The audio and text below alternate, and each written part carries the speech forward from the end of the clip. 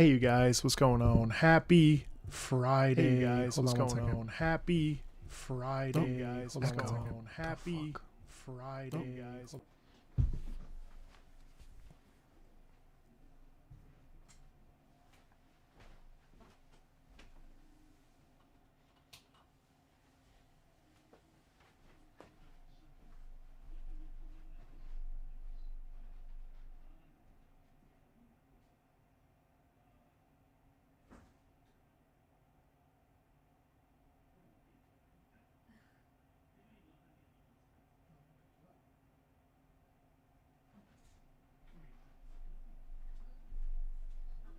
Come here.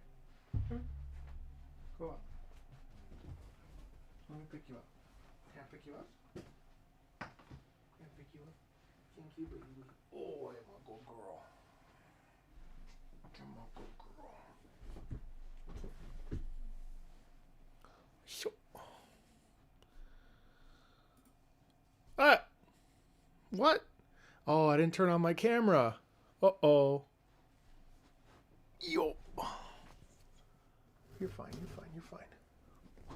Boop. Yo. Yo. Oh. Get in there. There you go. Hold on.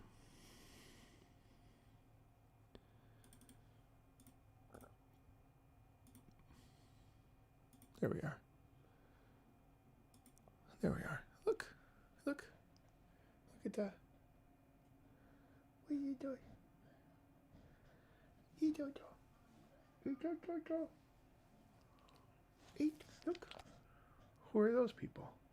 Who are those names on the screen?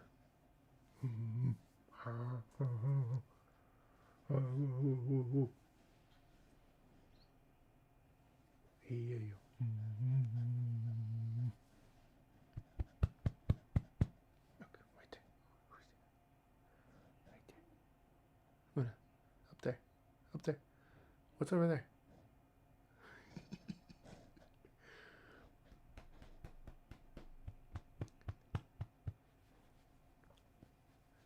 Good morning.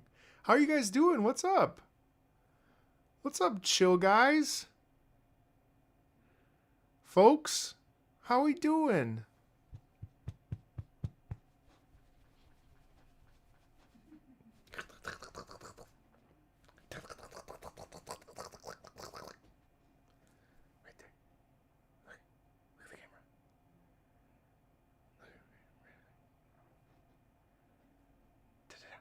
What's over there? Look up. Look up. Look. Look, look, look. Oh, Luna wants a... Okay, hold on. I gotta go get it. I gotta go get it. Hold on. Give me 2 seconds to go get a treat. Wait. You stay here.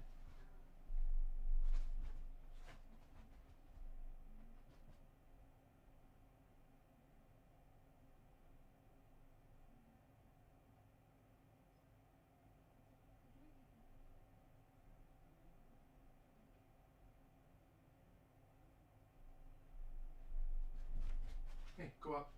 Go up. Thiago, this one's got your name on it. Right here. Look at her. She's so happy. Up.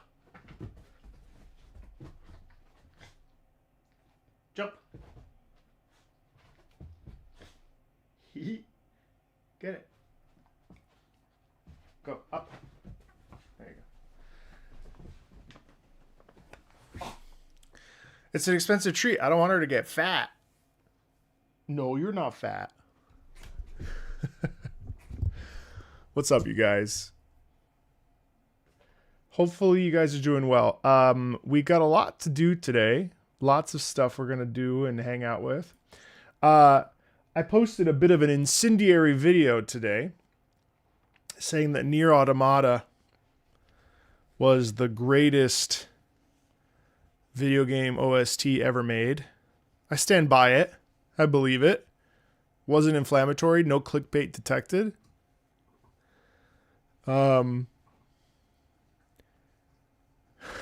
Oh, I'm glad you love the VTuber video. Congrats on the marriage license. Thanks, dude. I appreciate that. Appreciate that a lot. I haven't made a near video in many years. Really. And well, I don't think there's any clickbait involved. Things are great on my end. Just I'm gonna change this title a little bit, make it a little bit more spicy. Maybe we get some folks to come in and hang out. Do I like myself better with or without my beard? I like myself both ways. But I do like seeing my natural face sometimes.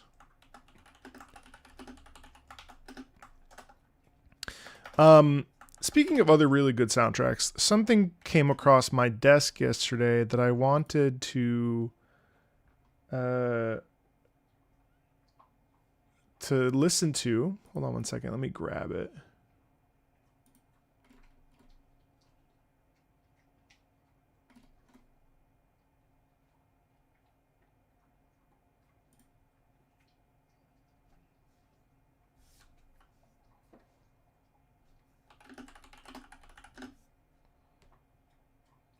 Hey, Lugia, thank you. I like to switch it up every once in a while.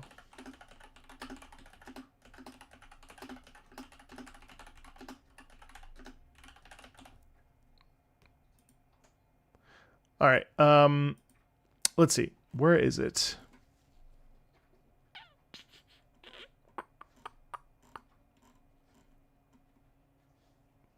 Oh, thanks. Nobody spent. Oh, is that K-pop Demon Hunters I see?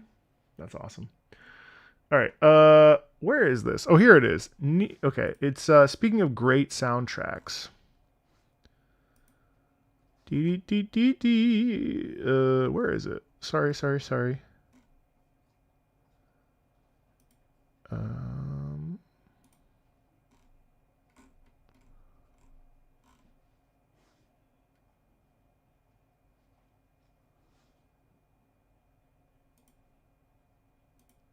No, that's not it. Hold on. It's Claire Obscure Live. I just figured we could take some time. Oh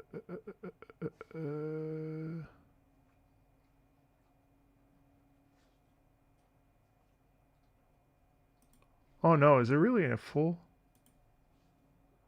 No.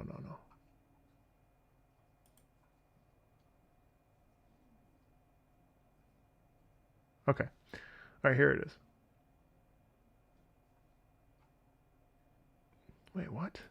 I'm so sorry, guys. I am not. I thought I was better. Yeah, okay, it's here. Okay, so there was a large event, which is there was a large event, which is some sort of a French charity stream. Zavent, I don't really know the details, but I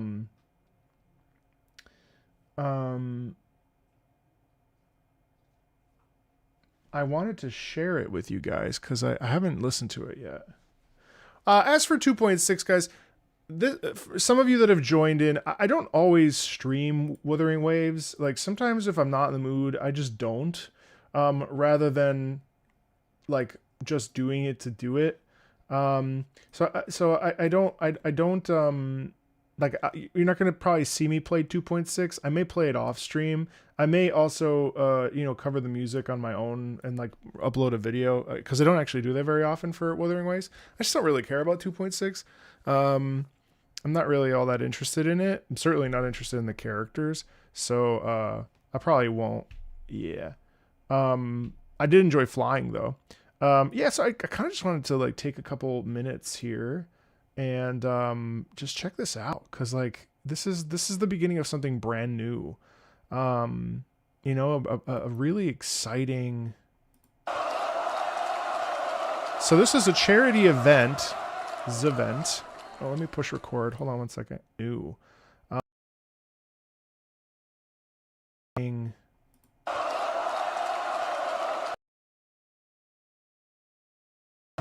let me push record. Hold on one second. Oh boy. Oh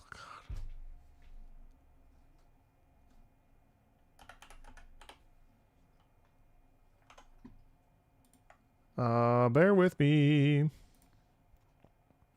There it is. It always happens. Sorry about that. The OBS doesn't always like it when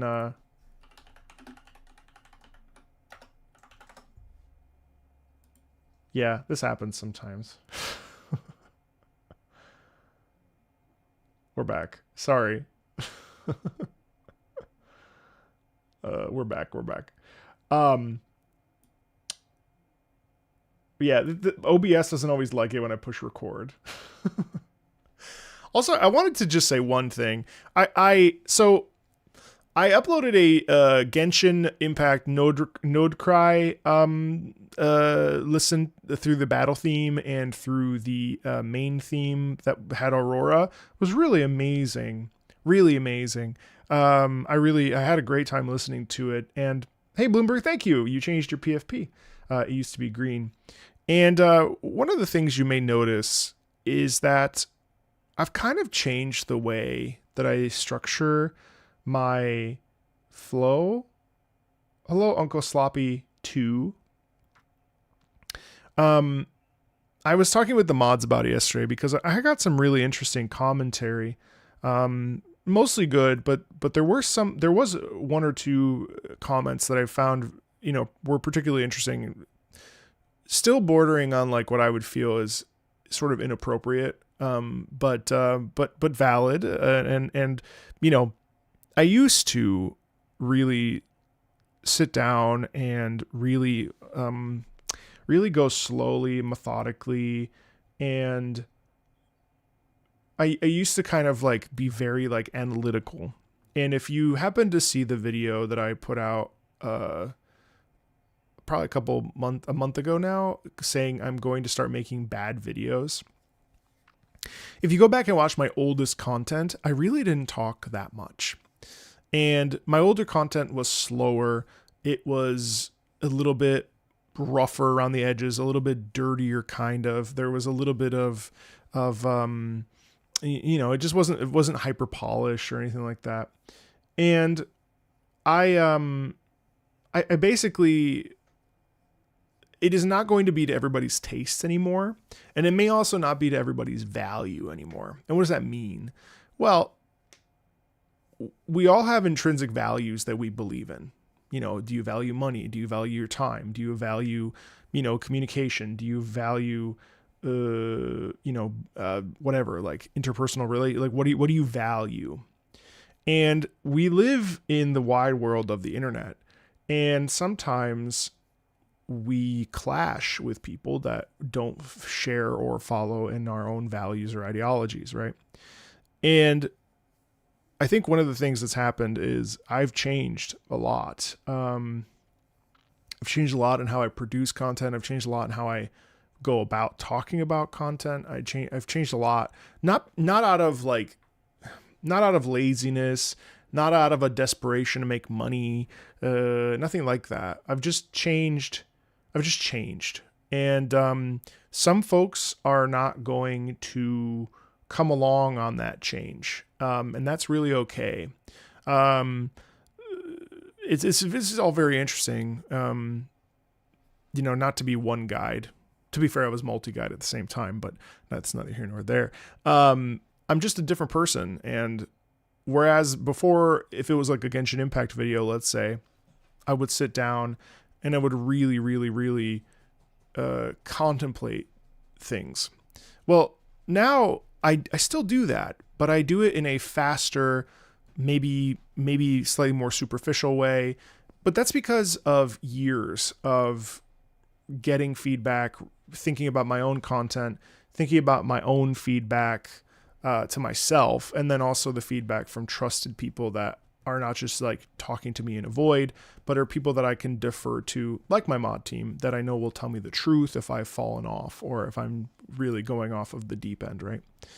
And I find it to be really interesting because in the case of Genshin, there's a lot of baggage there as well, just with the community not at large, but with the minority community that's like very vocal about how they feel and so on and so forth. And I don't particularly like Genshin Impact's gameplay anymore. So anyway, it doesn't matter. But all that to say, like I'm a different person, and also I have ADHD now, so I can just blame everything on that. So I don't know. Like there's something to be said for stopping every 10 seconds and thinking about every single note. But I've actually found that in general, my audience doesn't really like that. The stopping and starting and the detail work, it can be interesting, but it can also be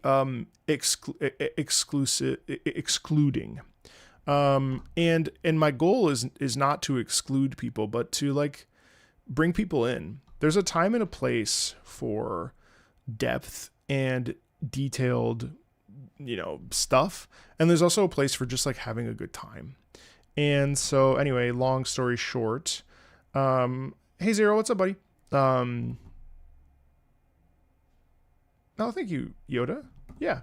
I am enjoying the process a lot more. And one of my mods said that the difference was a nice sit-down meal at a fast casual restaurant where you get a meal, you eat it quick, and then you kind of get up and go. Whereas now my content is more like a kick-ass sandwich shop. And I'm kind of cool with that. I'm kind of cool with that. And those of you that are on the stream, obviously you're okay with that too. Yeah. I also don't like being boxed in. Someone came in and said that me talking about music and critiquing it is like where my strengths are, not in streaming. And that person wasn't trying to be a dick, but I'm not going to be put in a box. I like streaming. I like doing things with others. I like spending time with people. I like interacting with community. I really like hanging out and playing games. And I liked doing that before I was an opera singer, and I've enjoyed doing it after I was an opera singer. Please don't box people in. Please don't tell, and I know you guys don't. Your English is not bad. What language would you prefer to speak in? I think we need to not do that. And it's cool. Like, I'm happy that I've influenced. Sorry, I'm like, she's a little restless because she's been itchy again. Don't box people in. Yeah, be back, Redcar. We'll get as far as we can. But yeah, I don't know. Just some thoughts. I have a hard time keeping shit to myself. I appreciate they entertained. I don't like that idea of like, you do this really well, you shouldn't do this. And it's like, well, anyway, but that's enough getting multi-guide for one day. Let's I want to listen to this. So this was Alicia and Lumiere live, which is really cool. Yeah, and listen, here's the thing. If something pops up that thank you, Yoda, I appreciate that. If something pops up that I feel is worth talking about from a technical perspective, I will. But I'm not going to sit here and like deliberate over every little thing. You know what I mean? It's just not what I'm going to do anymore. Thank you, Amy. That's so sweet. We're all different people all through our lives, and that's good. You got to keep on going. Yeah. I listened to a podcast that my therapist sent me, and it was really interesting. That the person was talking about the fact that we can't chase positive reactions to what we say, because that's actually a reflection of the people, not ourselves. So like something that I see is someone will start making content about, as a content creator example, people will start making content about something and people like it. So then they double down, but they don't necessarily like it. So then you're living inauthentically, right? And I think like that sucks. By that same token, somebody might say something negative towards you, but it's not a reflection. It's not you. it's a reflection of something you doing making them uncomfortable, right? And because we live in a shared place called planet Earth, as far as I know, some of you are probably from a different dimension. We share space, and none of us are necessarily aligned all of the time, or we've changed in how we're aligned or whatever. And so this person was saying that knowing your values, knowing what you value in your life, whether it's time, money, energy, whatever, like those are the things that you need to prioritize, and those are the things that you value. So if someone comes into your space and they're like, well, I don't value money because I value, family more. Okay. That's cool. But that's your value system, not mine. And so, there's a balance there, between, yeah. So anyway, I found it really interesting, and it's given me a lot of pause this week. It's a corner of this, it's funny. We tend to always hang on to the negative, but there's so much beauty in stuff. You're so welcome, Somnium. Hi, Hakai, how are you? That's very sweet. Thank you for saying that. Yeah. Anyway, whatever. Okay. This was really cool. So this is a live performance. Now, we've already seen one live performance. We started 10 minutes. We already saw one live performance of Clair Obscur at, what was it? Gamescom in Germany. And what I really like about all of this is that we're moving into this live phase of Clair Obscur. And that's really exciting. And so what I wanted to do today, for literally just like 10 minutes, is just highlight how cool it is that Clair Obscur, we've already announced a tour, by the way, in at least a French tour. I don't know the dates or the places yet, but this is really great because Clair Obscur's music deserves to be celebrated live. And more than anything, I just wanted to talk about, how great this music is, and also because why not? And also, I wanted to talk about how cool it is to hear it live. But this is from Zavent, which I don't know what this is. So Zavent is a francophone charity project created by Adrien Nougaret and Alexandre Dakar. You like how I said it? Okay, so it's Adrien Nougaret and Alexandre Ducary, respectively known under the pseudonyms Zerator R and Doc, whose goal is to bring together French streamers to collect donations that will support a charity, and it is hosted on Twitch. And so this has been going on since 2016. I'm not affiliated with it in any way, obviously. Je ne suis français, mais j'aime beaucoup la France et les Françaises. But they were able to get Alice and Lorient and some of the crew from Clair Obscur, Sandfall, and sing some music live. And I thought that we would watch it together because it's funny. Merci pour eux. Merci pour eux.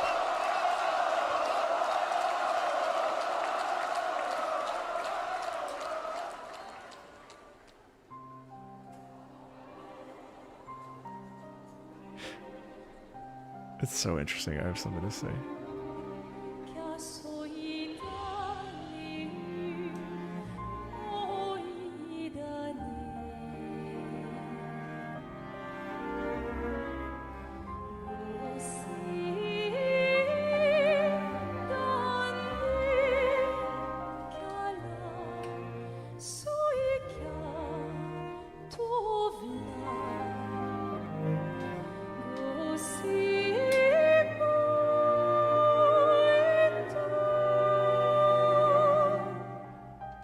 Well, actually, I have a thought really quick. So first of all, it's amazing how Alice, I think because none of the, like, there isn't a lot of editing in the production and in the performance.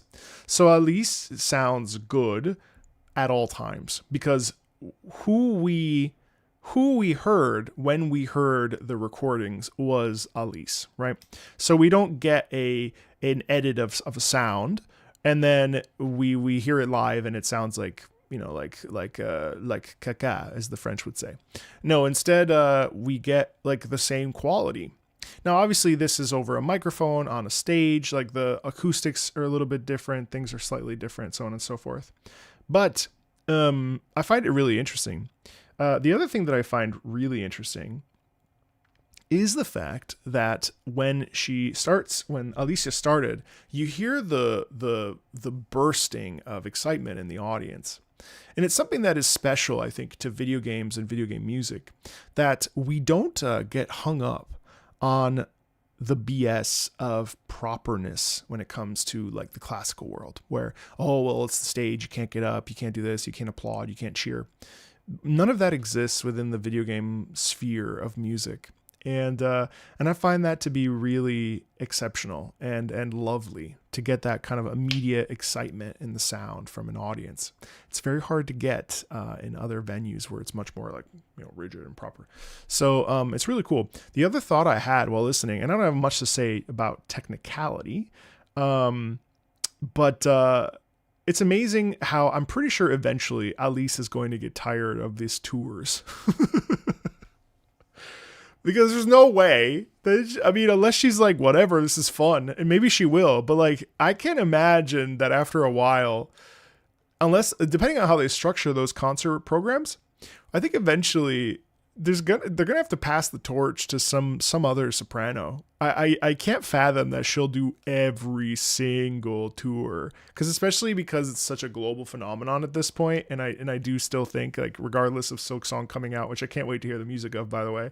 I've heard nothing but positive things, even just in a couple comments here and there. It's still a big deal. Clair Obscur is a monumental achievement musically, all the ways.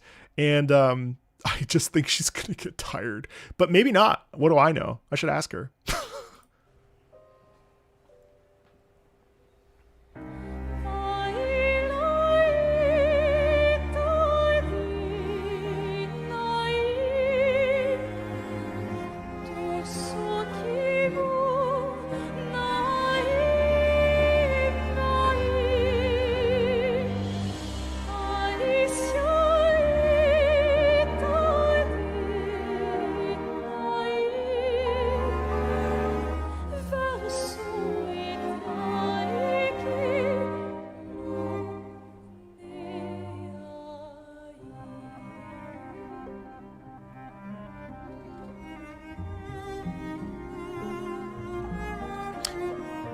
I wonder if these are the same folks that played in the videos that they put out.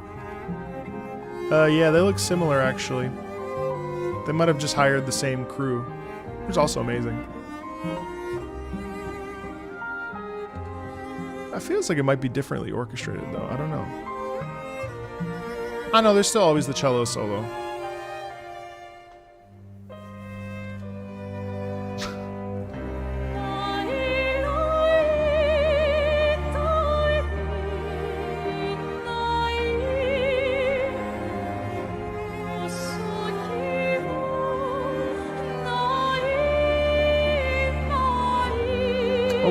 A little different inflections here. It's so nice. Ooh, we going down. See, that's the flexibility of knowing something so well.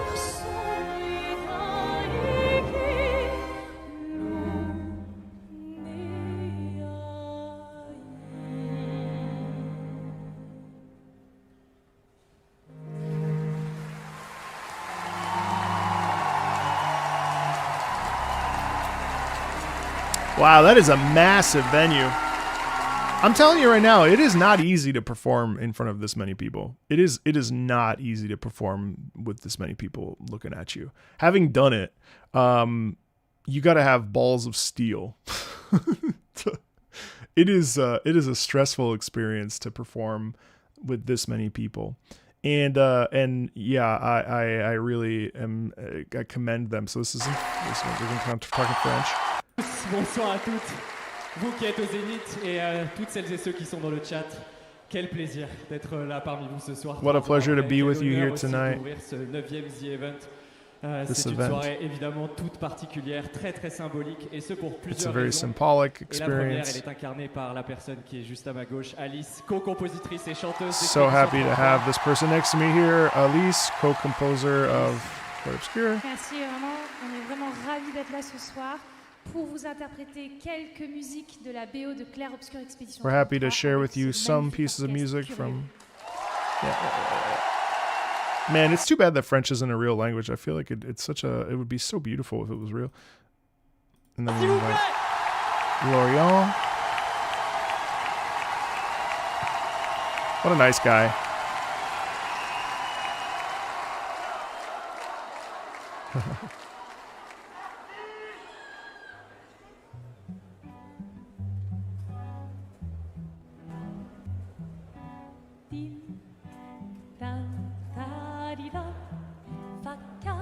Oh, the singing along? That's awesome.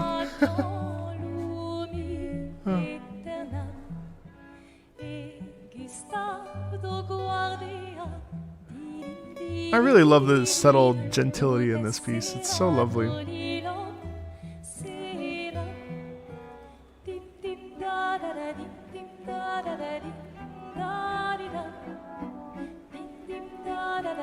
Oh, that's special. Like what a freaking like symbol. What a thing, you know? Lumiere, you make dim dim da da da dim dim da da da dim da di da. It's just so wild to me. I've got goosebumps. What a simple little melody, and yet we're able to send it home. And because of its simplicity, people feel so connected to it, you know? And again, this is a chamber orchestra. This is not a big 60-piece orchestra. So we automatically have this this ambiance, or ambiance as the French would say, if the French were real, of intimacy. And it's so cool. It's so cool. It's so cool to have, like, you know, this many people just singing along with you, like the cultural impact, and especially for French people, what a symbol of French excellence. You know what I mean? I think it's amazing.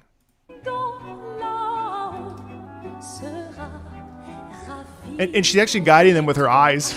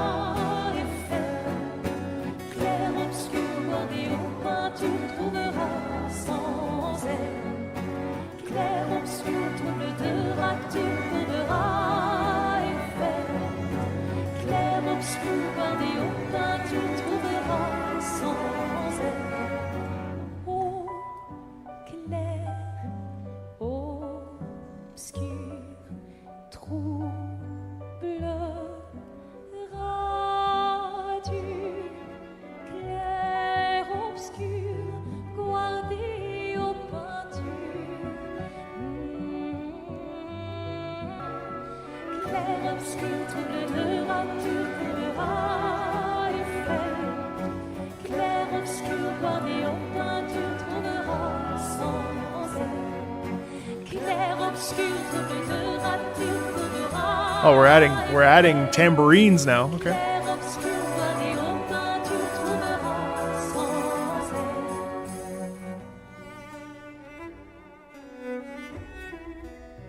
What a, you know, too, like this lush, again, the cello is such a lush, in the upper register of the cello is such a beautiful. Ah, Guillaume. Oh, that's right. That's right. And this is the dev team. Oh, that's so cool. Insane.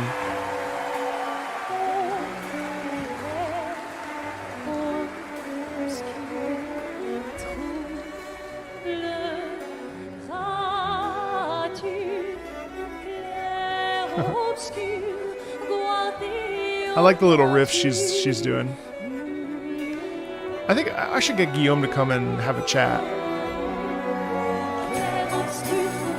Oh, look at this.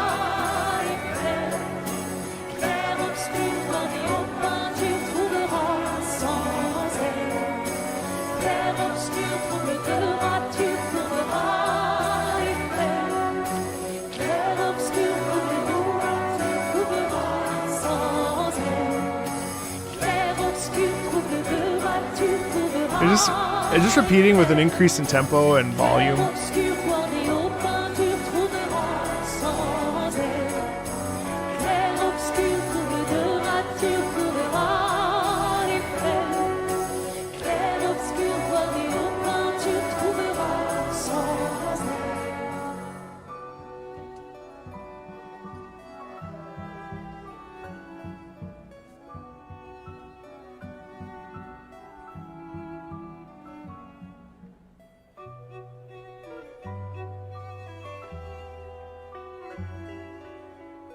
Now, obviously, there's the bigger pieces in Clair Obscur, Envia Temi, and, you know, all the envies and all the other stuff like that. It's all great, but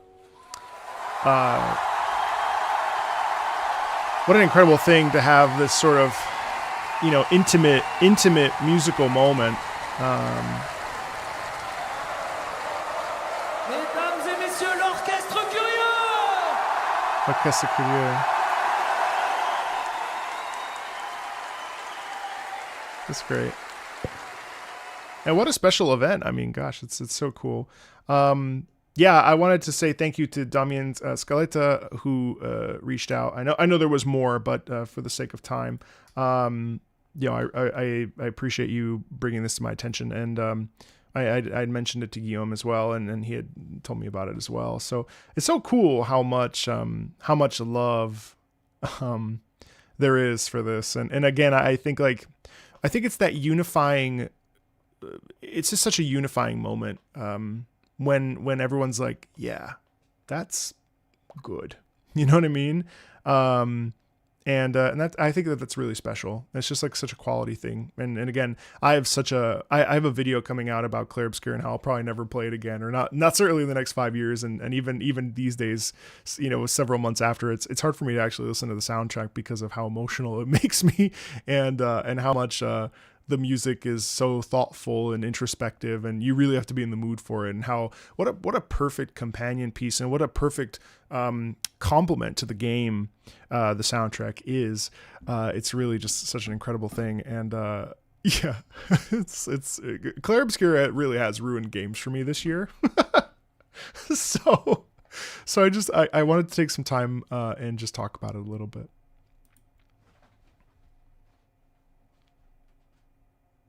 Okay. Are we still here? Yeah, we're still here. Okay, cool. All right, now let's get started with what's the matter?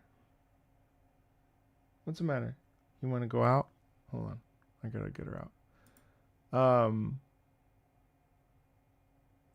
Silksong's budget for the soundtrack went up since Hollow Knight, and it's obvious. Oh, I can't wait. I was going to wait a week, but I'm going to start and listen to it on I'm going to play it on Monday, and then do a OST breakdown of specific tracks that I find interesting, kind of in the same way that I did with Clair Obscur, actually. So I'm really looking forward to starting Silksong on Monday. I've been in another freaking I'm so tired of constantly getting in this sadness post-game blues and then pivoting to another game so fast. So anyway, with that being said, we have a lot to get through. And I have a hard out at 2:30, so we'll be here for a little bit of time.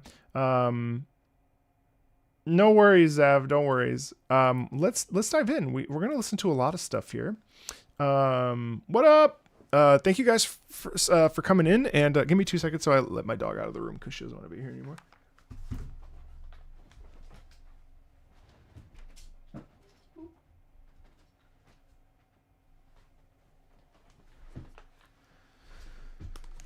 Well, that's the other thing too, is that I wanted to dedicate the back half of September to Silent Hill F, which will probably only take about four intense playthrough sessions.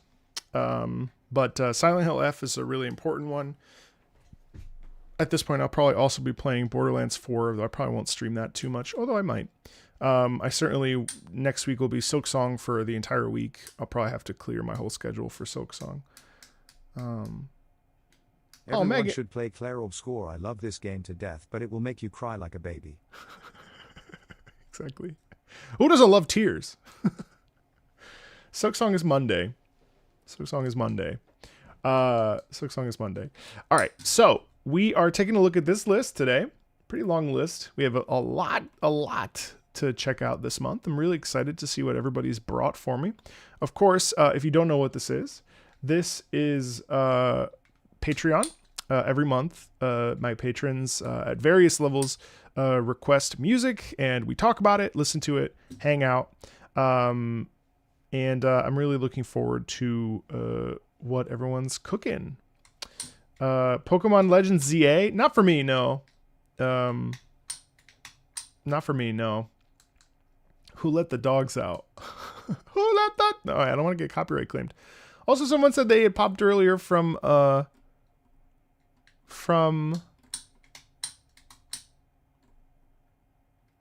Iron Mouse's stuff. You know, being diagnosed with ADD has illuminated so much, and we're doing deeper testing. So I guess thank you guys for maybe noticing that I had ADD. Thank you, MSH, because I didn't, and I refused to believe that I did, but that adult onset ADHD is real, and that is annoying. So we're starting off today with Pyre in the Flame. This, of course, is Darren Korb and Ashley Barrett. This is their duet, likely my favorite. What do you mean another streamer diagnosed by chat? That's hilarious. I actually just... I don't know if... I don't think I'm hyperactive, but I think it might be ADD. But, I mean, I'm like... I think that's why I've been putting off... Isn't ADD an outdated term? I have no idea. I think that's partly why I've been putting off watching Violet Evergarden a little bit, because it's slow and I have to really pay attention. And so I constantly feel the need to I also don't like sitting in this chair for extended periods of time, because it's like a work chair rather than like my couch. And so I'm I can't sit still, and Violet Evergarden is such a thoughtful anime, and you really have to pay attention while listening to it. I'm like I constantly need some sort of some sort of Also, I should say thank you to this stream has been making up the most of my what? No. Attention deficit disorder or attention deficit hyperactive disorder is not autistic spectrum disorder. As someone with ADHD, we have the power to diagnose other people. Use it wisely. Ah. Thanks, buddy. ADHD is the umbrella. That's correct. And so, yes, you're right. Excuse me. And so next week, my therapist and I will be going through all the different iterations to find which one I'm more... what I did find, I called a bunch of psychiatrists this week to kind of get a deeper test. And man, these people are just so ready to give you fucking Ritalin. They're just ready to give you Ritalin or Vyvanse. And it's dude, can we just, can we just I have ADHD, but I didn't notice you having it. No, I tested. I mean, it was a self-assessment. And I came out, I passed. I don't think I was passing on purpose, but I passed. Yeah, they'll just it was just a really quick test, and then I can provide you medication. It's bro, hold on, pause. Now I do think that things like Vyvanse are good as a person who takes, Lexapro happily, but I aced that test. Yeah, I did. Anyway, all right. Likely my favorite Darren Korb and Ashley Barrett duet. Here's the first song of Supergiant Games' third masterpiece, Pyre. I'll probably request this OST. Cool, yeah. That's hyperactive. Let's sedate you. In the Flame. I think I've heard this before. Oh no, I've heard In the well.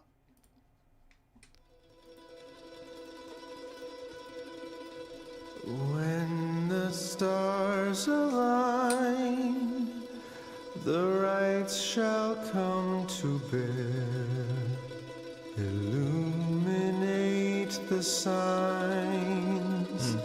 The exiles shall be there. All are not the same, but three shall be as one. Freedom in flame, the end has just begun. Strands may break alone, but twisted make a braid. Together on their own, the journey shall be made. Yeah, that's sumptuous, isn't it? I've never heard this before. Really beautiful. I mean, I think it's the vocal flexibility of Darren is really, really impressive to me. I mean, you know, we hear, we hear a lot of no problem, Carson. We hear a lot of him in Hades, and like there's we also hear his incredible falsetto in the Orpheus track there. What's it called?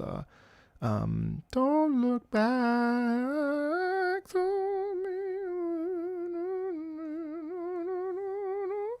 It's good. It's just gorgeous. And I think in the case of Pyre here, what we get is this really, again, a very vulnerable sound. Extremely vulnerable sound that I think leaves us with this like sense of almost like gasping. There's this desire for almost breath, like, you know, the way that he's singing, it's not constricted, but the waltz nature of this piece, the natural movement of the thing, it has this quality in his singing that feels very honest, and then the harmony with Ashley on top is so sumptuous because her beautiful voice enhances his already lovely melody line. Yeah, and it's really excellent. That's really excellent. I also love the pared down approach with the acoustic guitar, and this kind of like a naturally acoustic sound. It's not overly produced. It's very nice. It's very, very nice. Huddled in the cold, backs against the storm. The timid and the bold, they keep each other warm. Shivering alone. I love that little line. Shivering alone, shivering alone.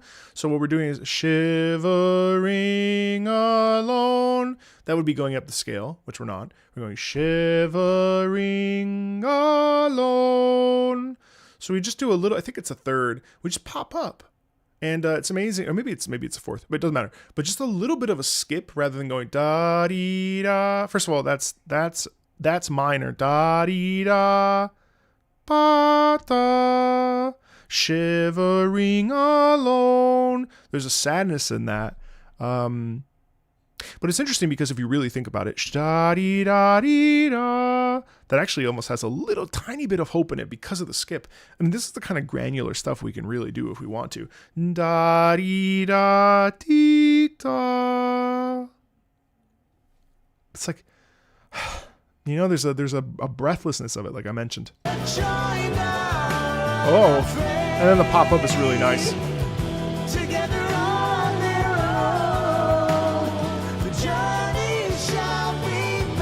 Her upper register harmony is lovely.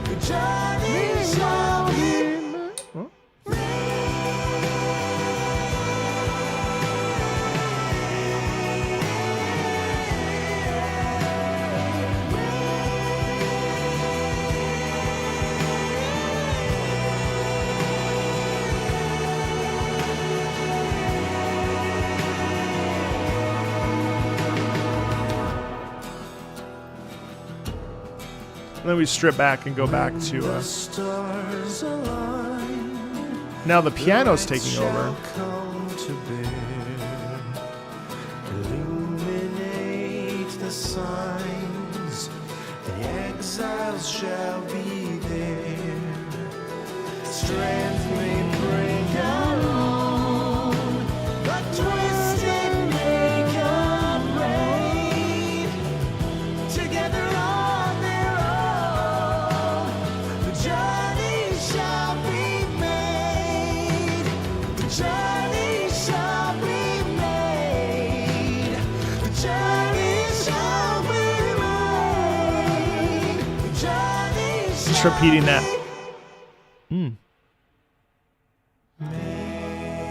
Oh, wow. Is that a Picardy third where we just resolved to major at the very end? Journey shall be made. That wasn't right, but really, really elegant stuff there. I would love that we repeat the journey shall be made. The journey shall be made. The journey shall. It's in E minor or E major. Tell me, I must know. Boing. Really elegant. I thought it was really elegant because even though it lands in this sort of pop-ish sound, it has an acoustic quality that I think is really, really rich and fun to listen to. And I mean, they're just great singers, really. Exceptional. I really enjoyed that. I don't know. I'm not that good. I appreciate your candor. Or as my fiance says, candor. Ooh. Chasing Daybreak Inferno. Fire Emblem 3 Hopes. Ooh, I'm excited. Guys, what should I title this? What should I title this live stream? Listening to video game music.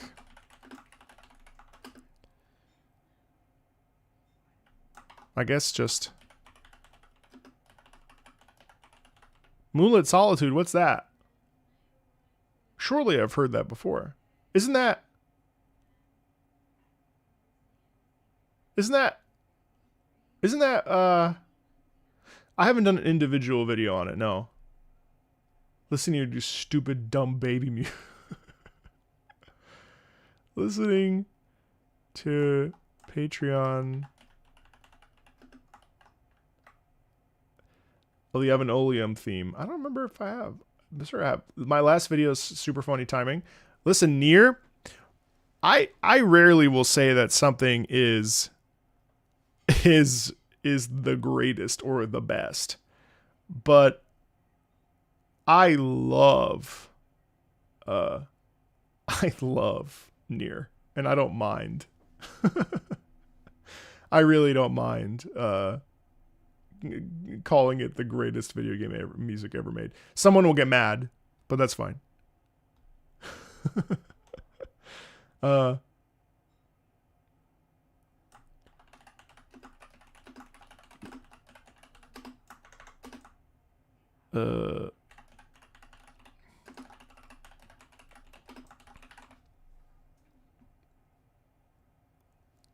Listening to music that's okay, but not Nier. All right, let's keep going. Who cares? Video Game Music Radio's back. Patreon suggestions only. Andre Matos? I have not. All right, Fire Emblem 3 Hopes. I will say a lot of YouTubers have been complaining about YouTube being weird about their videos. Which is really interesting because I do have that widget. Yeah, I used it last time. Have I done like a top X personal favorites vid? I think so. I can't remember what I've done. I've done so many things now. 3 Hopes version of Chasing Daybreak from 3 Houses. I've not listened to that. For now, we're going to keep it to video game music and the Patreon just because just because it's better. Yahtzee, is that the one? Is that yes, I think I saw that one. Is there Hades 2 today? No Hades 2 today. Lots of stuff today, but not Hades 2. All right, Fire Emblem. Man, I feel so bad for my editor. He started editing these. No, probably honestly not Serenade, just because of like time and stuff. You could just drop it in one of the channels on the Discord if you want. No reason to pay for that. All right. Chasing Daybreak Inferno, Fire Emblem Three Hopes. The Three Hopes version of Chasing Daybreak from Three Houses might take a break off Fire Emblem music next month. Okay. You do what you want.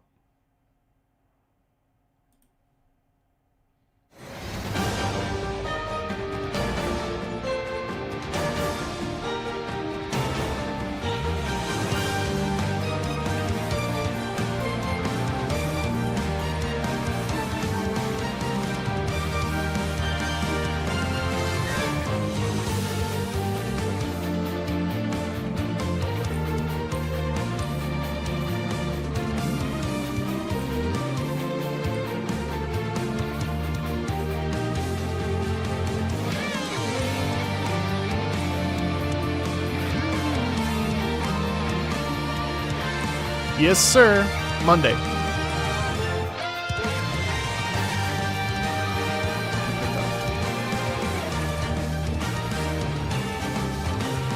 I think I might be a bad person because I really like all of the different iterations of Fire Emblem. This is Three Houses, right? So Three Hopes. Yeah, this is, yes, because I remember I listened to some of this on my own because it was so good. I prefer all the covers I've heard of Fire Emblem Three Houses, but Fire Emblem itself, Three Houses itself. And this is another example of the energy in this being so fun to listen to and so enthusiastic and so just the angst in it. The wailing of the electric guitar in the background. Also, I mean, the motif is so good, which is such an, like, I mean, that's what makes, I think Fire Emblem music in general, but Three Houses of music so good is the motivic writing, and then taking that and throwing it into this format is just, I think really exciting. I love the feeling of, I will never agree with this take.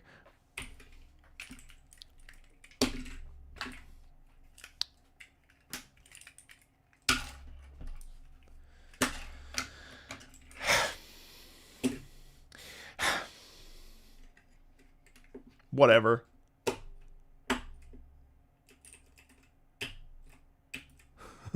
I love the power in the sound. I do.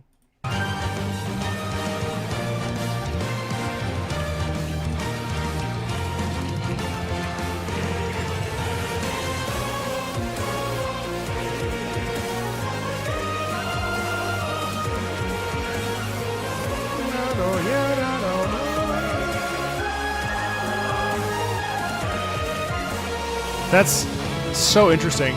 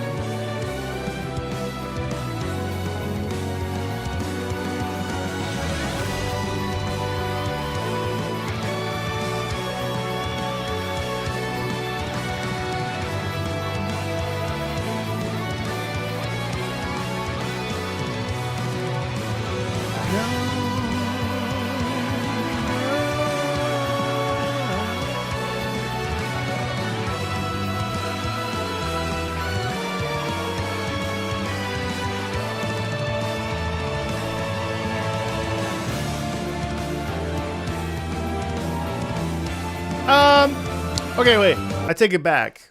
I'm starting to not vibe with this piece. It's dragging on. I'm getting a little bit bored. I'm feeling like it's trying to do like 4 different ideas and instead of one cohesive thing. I think I take back what I said. I do prefer the original. I think it's a little bit simpler, a little bit more on the nose. This kind of feels this. You know what? This is doing that thing that sometimes covers struggle with, or variations on things struggle with, where it just kind of goes off. It goes off the rails, and I'm noticing this more, especially now with the Sonic Crossworlds stuff that I don't like, but apparently everybody else likes, according to one of my mods. He was like, don't upload this video.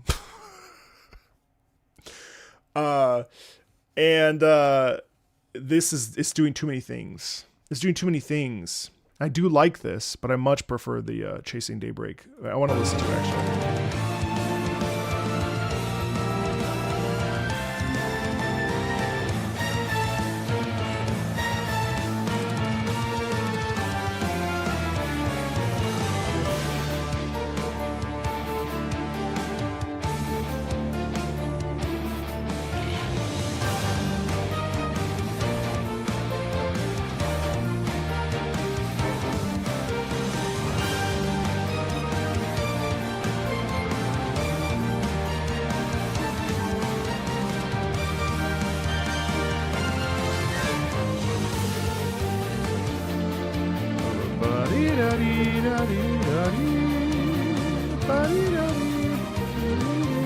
I love that melody so much. Hold on, Chasing Daybreak.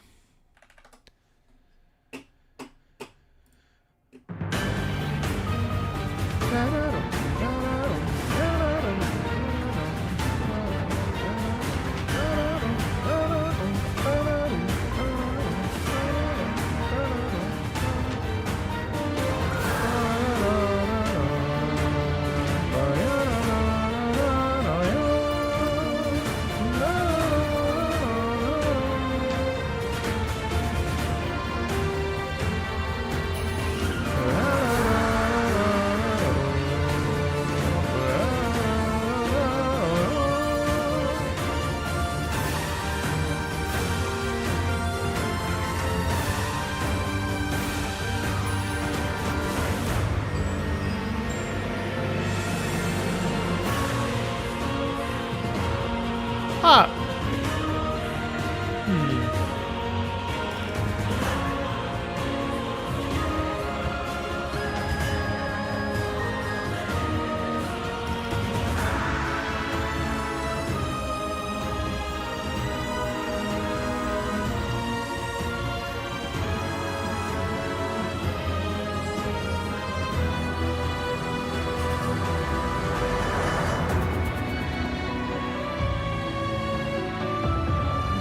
Yeah, I absolutely love the... Okay, well, I take back what I said, because now that I've listened to both back to back, I actually think that I do really like the emphasis of the Three Hopes version.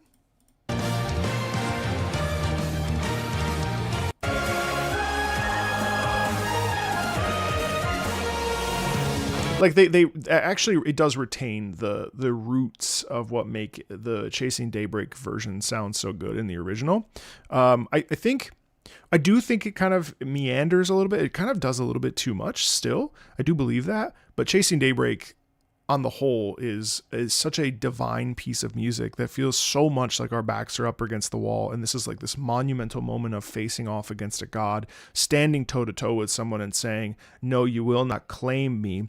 I think the violins, especially with this real fluidity in the like expression, and there's a real feeling of like unifying against one common cause in Chasing Daybreak. And I think in the Inferno version from Three Hopes, I think it loses some of the like emotional immediacy for me. But it's still so good. Because the electric guitar adds emphasis and it adds stress to it, right? Also, we're subdividing there. So we're also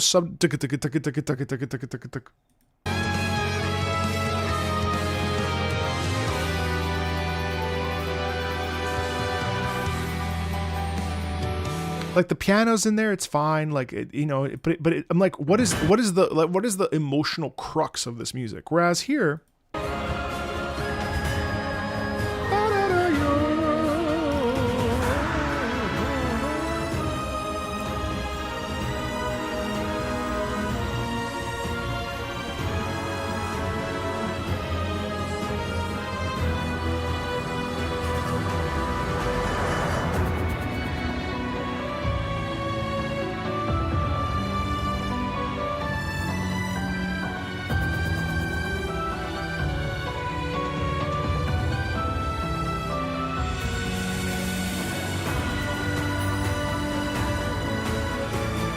yeah. Do you hear how, like, without all the piano, because we still have it. Don't get me wrong. Like, we still have it.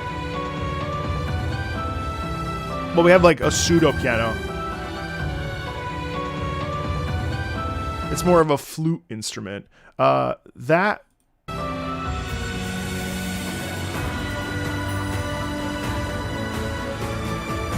I just think it gives the strings more room to breathe, and so in some ways, I much prefer the original version. Actually, I take back everything I said earlier. I'm so sorry. Please forgive me. That was wrong of me, and I'm sorry. I will atone for this. Yeah, I really, really, really love the emotional impetus of Fire Emblem's Chasing Daybreak.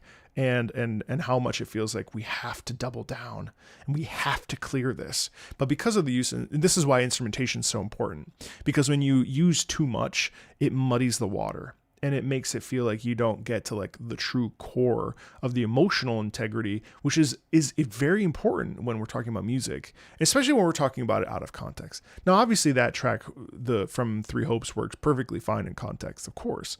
But if we're listening to music, trying to connect with it from an emotional perspective outside of the given context, based off of our likes and stuff, I would say that to me is a clear delineation of when a remix or a sort of departure from the original doesn't work, while still being good for the given scenario, right?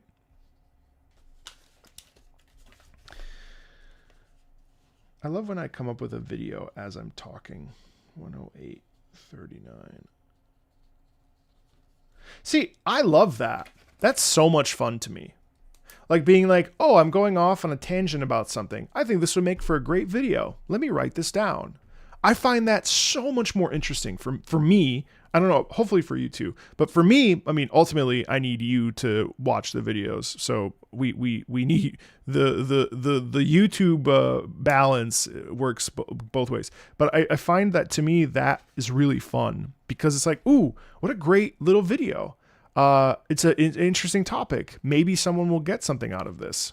I should write that down. You know what I mean? So much fun. So much fun. Rather than sitting down and being like, okay, today I'm going to analyze Chasing Daybreak in great detail. You know what I mean? Like, I think that there's merit to both, but I feel so much more flexible and improvised. I hate scripting. I wrote a script yesterday because it's been on my mind for a little while. So I wrote something down. I'm working on a big project that I want to start after Silksong, about the artistic merits of video games. And that will be a big script, and it will get 2 views, and it will be the most fun ever. But with something like this, it's like we're just talking about music. This is the beauty of these live streams. Listening to stuff that we've never heard before, or listening to stuff that we've heard, but then we can get it with a different context or shed a different light on it. This is why music is amazing. This is why I hate reaction channels. You know why I hate reaction channels? Because they rob us of the depth that one can go into. And so what ends up happening is one of 3 things. Either validation, where it's just the person validating someone else's opinion, a vibe session, which, don't get me wrong, I enjoy, or a third thing that I can't think of. So what ends up happening with reaction content is it ends up being very shallow. And so then people were like, oh, I love that this person went into depth and analyzed this, or look, they did they went and created a version of it. That's also really cool. Don't get me wrong. When people are like, oh, this is how it goes, and then they like transform it within the video, that's great. I think reaction content suffers because people assume that you hear something once and then it's over. And that's not true. With any music, you never listen to one piece once and then you've like gathered everything there is to gather. But the YouTube algorithm encourages reaction content because people enjoy seeing other people react to things. But the real beauty comes actually when you can then go back and be in depth about something. Now, I skew more towards the like listen to it, talk if something comes up into my mind, and then that's it. But I could go back to any number of the 1,500 videos that I filmed this year, the last 3 years, and discover something new each time. And going back to music is like a fundamental part of what makes music amazing and what makes like being professional when it comes to music dissection and analysis. That's the basis of it. You know, when I was learning an opera, am I just going to listen to it once, memorize? Like, no, I'm memorizing it. I'm working through the music. I'm working through the character intention. I'm working through the musical phrasing, why the composer wrote it as they wrote it. What was the motivation for saying certain phrases? I mean, like, that's the basis of like a musical life and a musical career and like what we do when we're professional musicians. Now you could do this at home as well, but that's why I kind of don't like reaction content and why I don't want to box myself into this kind of content forever or at all, really, except for sometimes, because it ends up becoming incredibly vapid and shallow. Regardless, there's only so much you can do. Well, like, I'm listening to this for the first time. Opera singer reacts to XYZ. It's like, okay, yeah, reactions are fine, but life is more than a reaction. So unfortunately, though, that is what the algorithm pushes because the algorithm recognizes that people crave and feed off of that content. And so people can bemoan it all they want, including me, that I'm not really crazy about it. As long as it comes across as genuine, I don't care if it's, shallow. If a person is genuinely having a good time or genuinely has commentary for why they don't like something, I love that. I think that's great. If they have a real emotional response, what could be better? But yeah, I'm not crazy about reaction content on the whole, which is probably why I feel that I push away from it because I don't know. Eternites.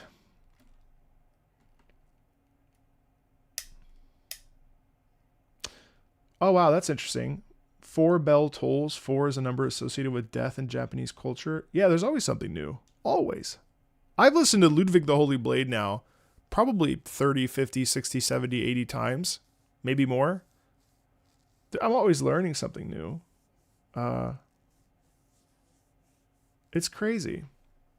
Hey, Erm, what's up? All right. Sorry. Oh my God. We've only done 2 tracks. I'm really rough today, guys. I'm just ranting. It's really bad today. Word. Okay. Eternites. I hate this game. What? Basically, you max out a character to rank 7. You go on dates with your chosen loved one, but they die. The game has a tragic, sad ending. This game is a Persona-like game. Can't wait for the second game. Indie game for 2023. Try not to cry. Macro. Also, there's a hidden message at the very end of the music track. People come. Oh, what the fuck, into dude? our lives. People go. A thinning thread that carries on.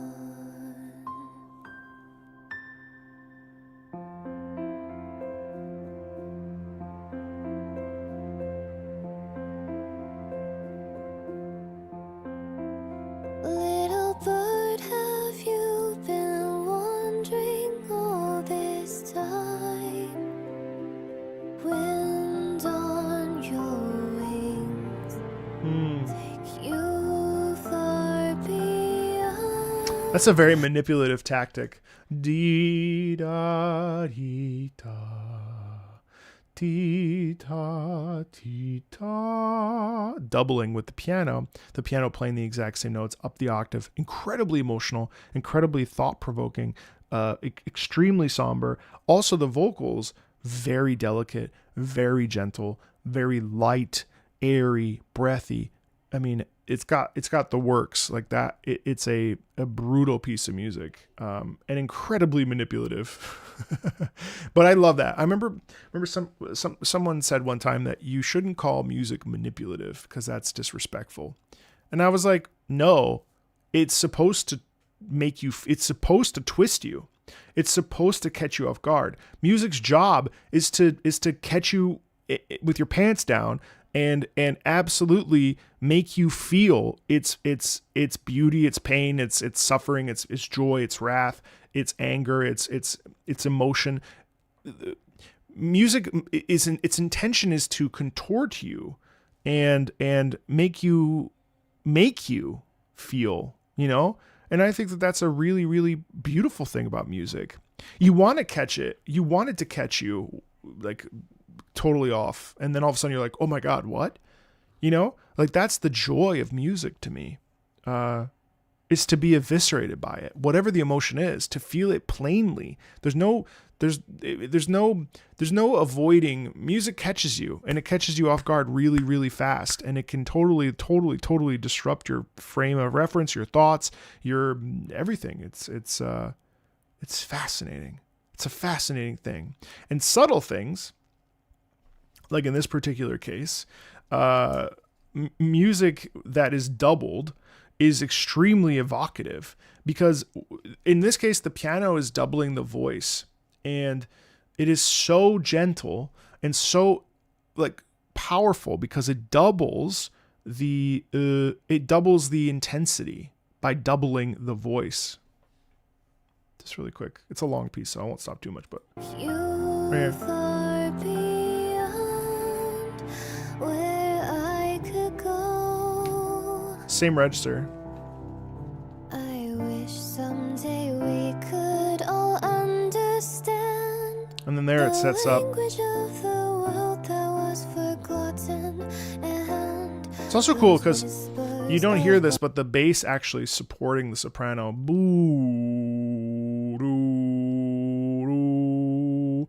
It supports that vocal line. bonds which still linger that will bring us back to the place before. That's nice little arpeggiation. So when you look back, it's all clear.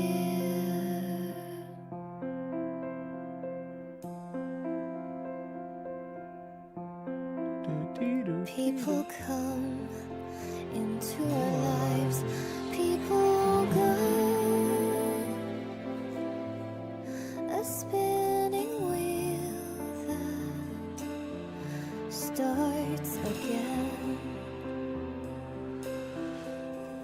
Little bird, have you been watching? Wow, nice harmony. This time, do your wing beats count the struggles that we climb? It's hard to Wow. let go and harder to know that every day we say goodnight.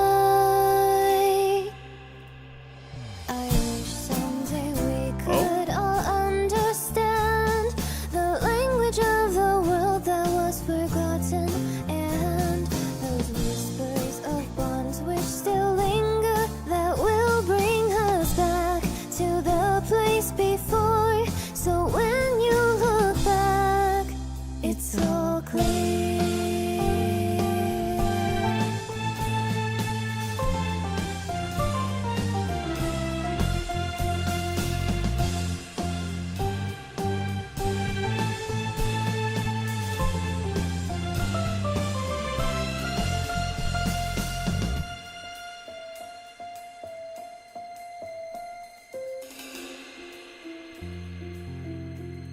Okay.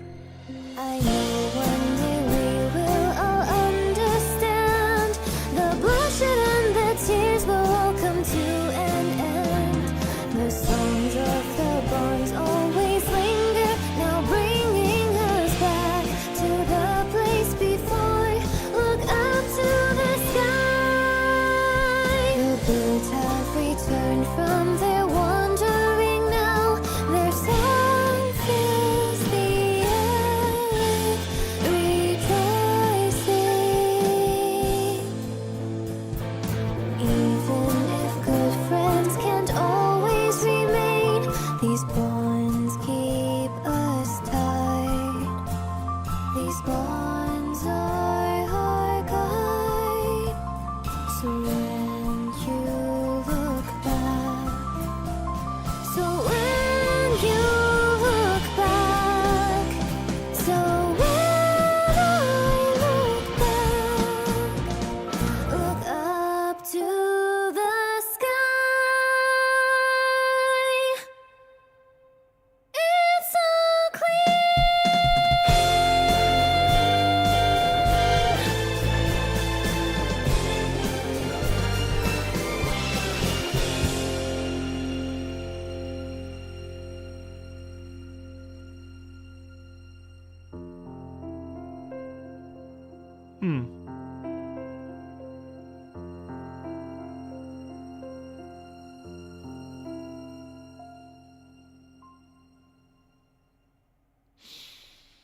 I didn't care for the. Oh wait.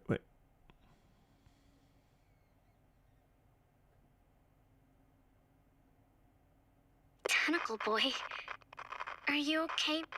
I am coming back. Song. Our song. I think I can go back.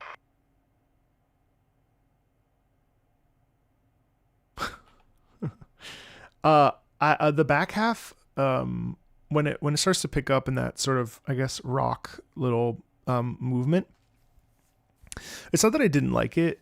It felt like it lost a little bit of the emotional impetus. Now, obviously, it has to go somewhere.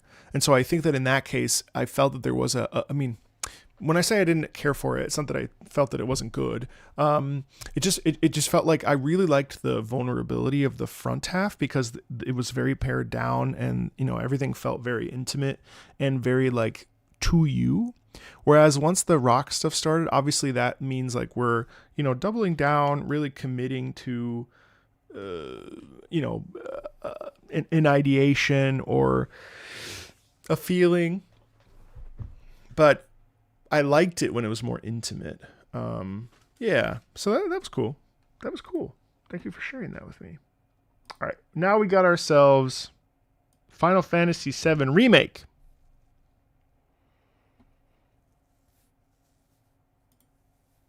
Let's see.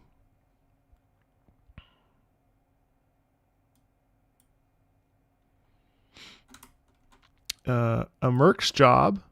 Oh, and Tifa's theme. Some of them. Cool. All right. Cloud's combat theme. Beautiful piece associated with Tifa.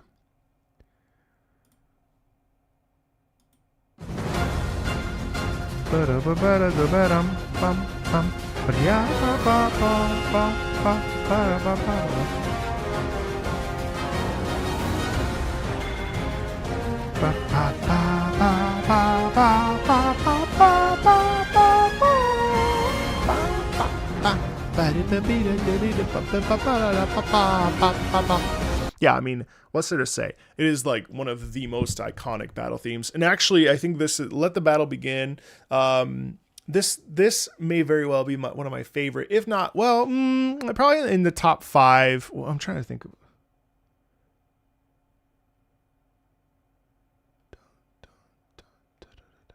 Hold on. I need to check something. Is this? Hold on.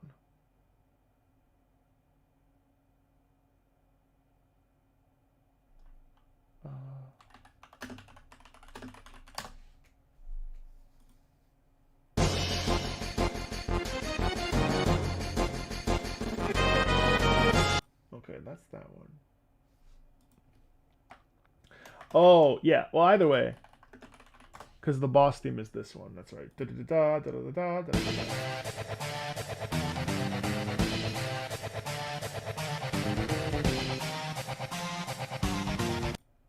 Yeah.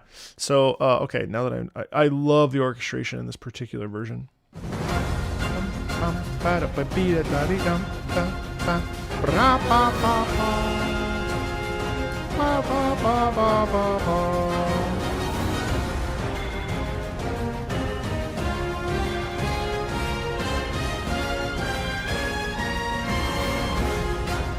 I love the tension there. I love the build up. So obviously it starts with the hits. Bam, bam, bam, ba-dee, ba-ba-da, da-da, bam, bam, bam.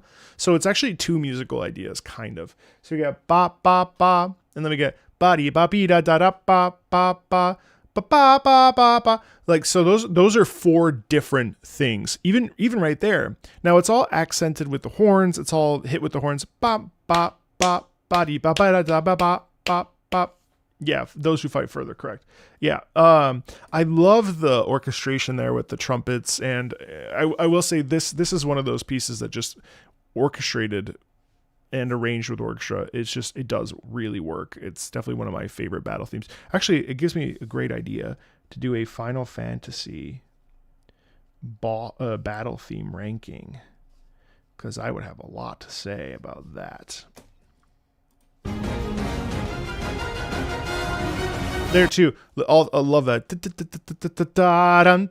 So that's just really short, long. Such an interesting. I'm about to go in way too many details here, but I just love how the precision of the playing there. Really, it's such a great piece. And one more thing. This is just the build-up, right? Da be ba be ba be ba be ba be ba be ba be ba. It's just a reset, a stack, a reset, a stack, a reset, a stack. What you gonna do? I felt like I was rapping, but something's wrong with me. But there's just this wonderful build-up there that's just chef's kiss.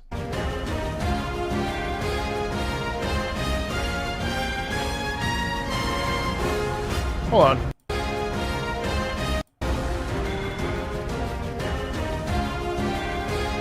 Yeah, so what you get is just stacking on top. Ba be ba be ba be ba ba ba ba ba ba ba ba. Anyway.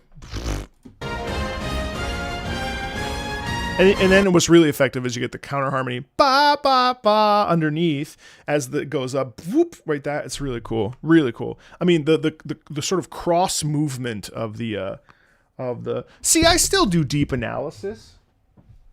I just have to be in the mood for it, and I have to want it. You know what I mean? I love a good breakdown. Don't get me wrong. I just have to really, really feel the impetus. I have to feel like, ooh, I want to talk about this. I think it's really, really difficult when you don't, because you don't always need to, but when you really want to, that's when the juice is worth the squeeze. That's when the magic happens, you know? So you might say, well, why film something if you're not in the mood for it? 'Cause always be filming. No, but also, I have not listened. Hey, John, I have not listened to enough of Sino Alice, but I definitely want to. I really need to. That and Near Reincarnation. I have not listened to enough of either.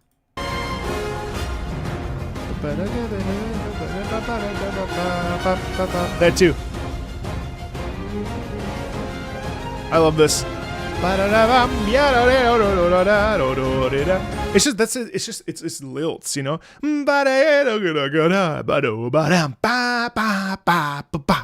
Like that structure is so like swinging the sword around. You know, like the whole dynamic is so exciting there.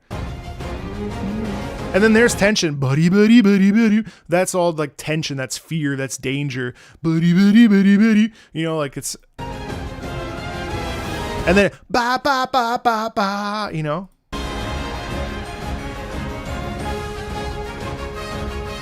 And then we take those like ba ba ba ba ba ba ba ba. It's just such a rhythmic piece, isn't it? And I just love the horn tonguing. You know what I mean? It's so much fun. Nice sustain. Ba ba ba ba. Ba ba ba ba ba da da da da da. And I love this part too. So I don't love everything about the Final Fantasy VII Rebirth soundtrack. I actually think it's kind of bloated. It's a little bit full, and I also think that it kind of it's a lot. I'm not crazy about it. I've listened to it multiple times over. It's fine. I think I feel like remakes are really difficult to talk about because of the fact that Final Fantasy VII was the first game I ever played on PlayStation. A friend showed it to me. I was completely entranced with the flying, just, you know, the high wind, I remember just being so upset. Like, just, I was obsessed. I did everything in Final Fantasy VII OG. Everything. Well, except for fighting the weapons, because I don't care. I didn't care about that. But I did everything else. And I'll never forget fighting Bizarro Sephiroth, you know, just destroying him with Knights of the Round, Chocobo breeding, riding the black Chocobo over the mountains, picking up Knights of the Round for the first time, popping that materia in, going down to the crater. Like, I mean, gosh, I really do love Final Fantasy VII. I really don't care for the remake very much. I don't care about more conversations. I thought the OG was fine as it is. Old man yelling at the clouds, whatever. I really don't think. And I'm not going to like sit here and make some inflammatory video like Square Enix needs to learn about blah, blah, blah, blah, blah. I would certainly get more views that way and make more money. But like, I just don't. Like, either you love it or you don't. And or maybe you're kind of ambivalent to it too. I guess that's fine. But like, for me personally, I'm not crazy about the remakes. I think they're just a little bit too full. Some people love that. I really don't.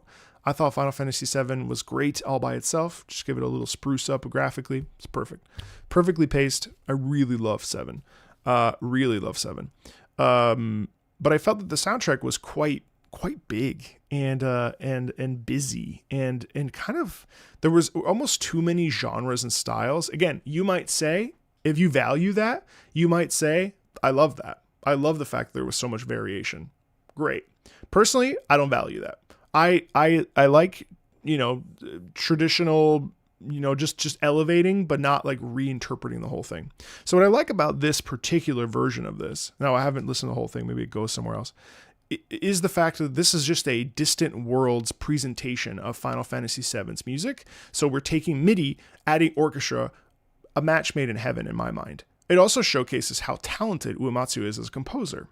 So for me, this is on the money. I love hearing the individual instrumentation. I love hearing what instruments they chose to go where and do what. The fact that we've got the trumpets going down, going up, the trombones are in there. There's the string section, how we're working with the woodwinds, all that stuff. It's great. It's great. It feels rich. The texture's nice. It's exactly like the MIDI version, but enhanced and doubled in its size and volume, and you can hear individual dynamic movement. That to me is a major win. I can't get over. I love this battle theme. It's probably one of my favorites. It's certainly better, and I love Final Fantasy IX. Final Fantasy IX is the greatest Final Fantasy in my opinion. I will say that forever. I'm very, very, very, very non-biased about. Extremely biased, about how much I love Final Fantasy IX in every way. I do think that this battle theme is one of the best, if not the best.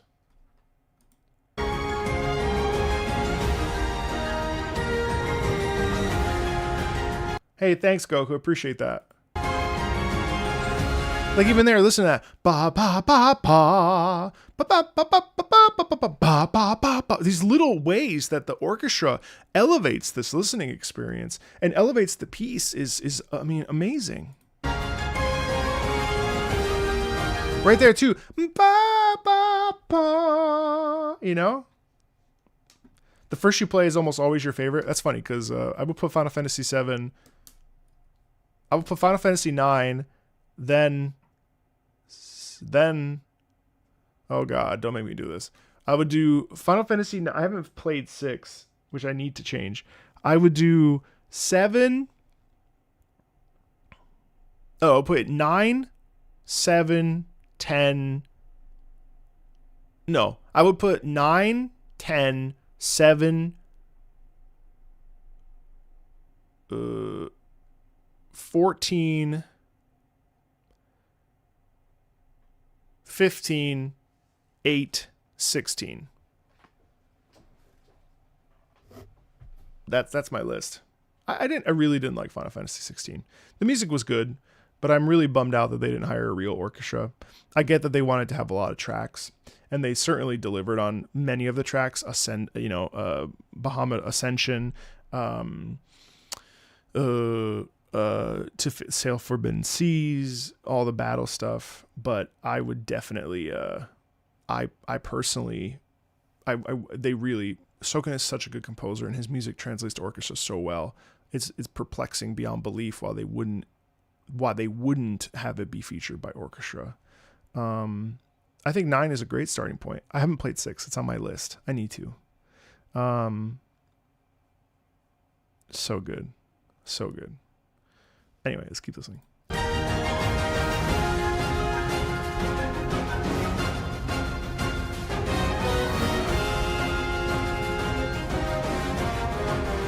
I love that horn section. Ba, ba, ba, ba, ba, ba. Again, it just re-emphasizes. Sorry, Luna came in just for some cuddles. It re-emphasizes the power of it. And then the hammer is so fun too. Bow, bow, bow.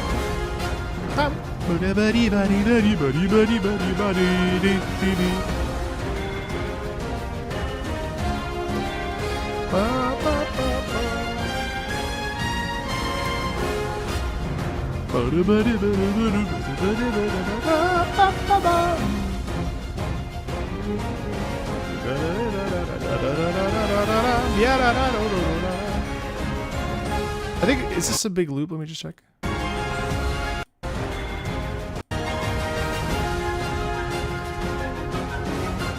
Now, there's a slight variation there with the flutes.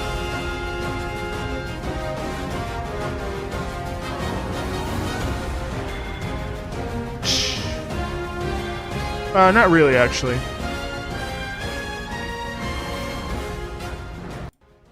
Yeah, I mean, what a great battle theme. I really do love this particular battle theme. I think it's one of the best. I also think Blinded by Light is also, I mean, oh god, I'm on such a weird mood today, guys. Blinded by Light is probably my most, I don't know, one of, at least the top 2. I mean, just listen to it. Oh god, I love it.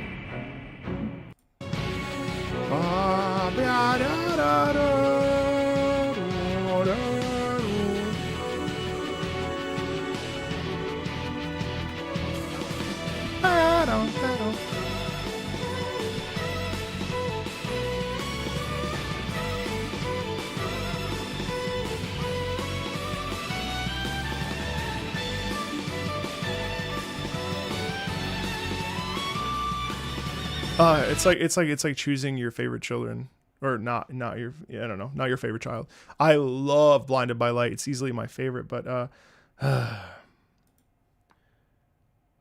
YouTube is being weird today. What the heck? Well, welcome to Twitch. Yeah, so I mean, both are great. All right, let's pivot over to it really was a change of pace.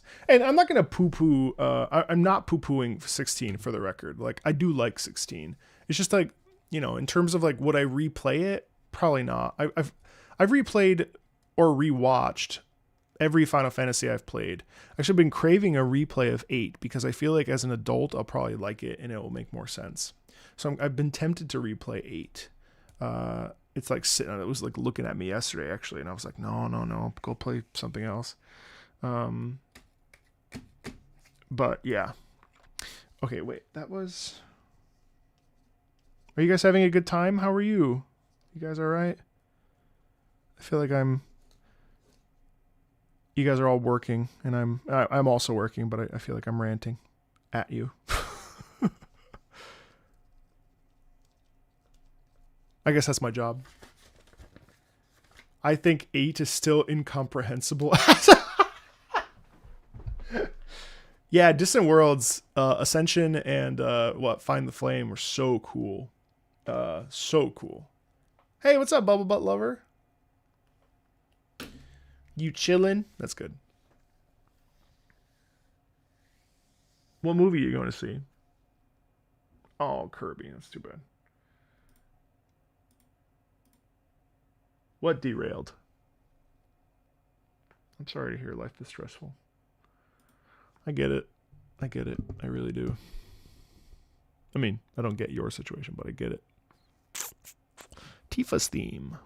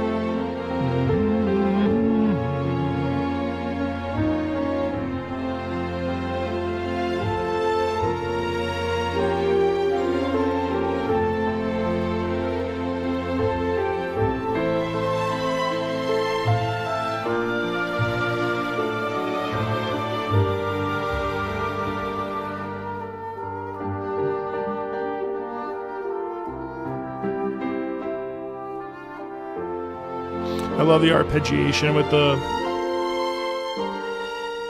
piano, I think.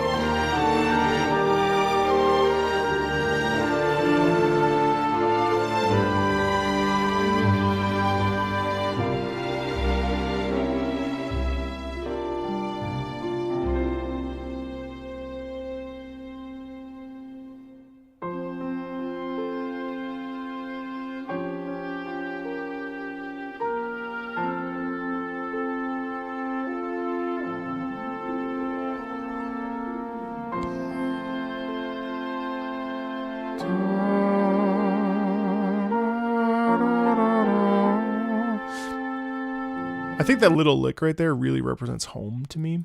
Hold on 1 second. Let's just compare and contrast. See, do you think it's valid? Okay. Do you think it's fair to, especially since this is a remake, I think it's really difficult to not listen to the original source material. Like, I think it's really hard to be like, well, that's a remake. It stands on its own. Well, not when it's directly borrowing from the OG. It's really hard for me to take the Tifa piano sound from MIDI. I mean, I do think that the fleshing out is really nice. But like, I already think it was already perfect as it was. I don't know why I'm such a contrarian about this godforsaken game. It bothers me. I don't know why I have such a hang up on this. Cause like, yeah, that's beautiful, but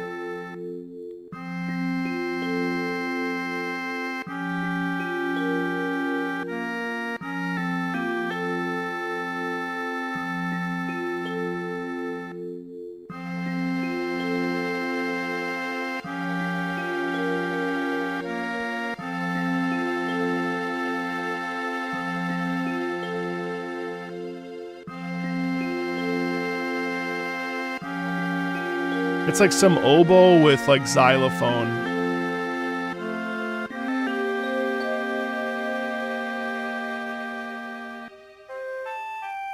And then the flute.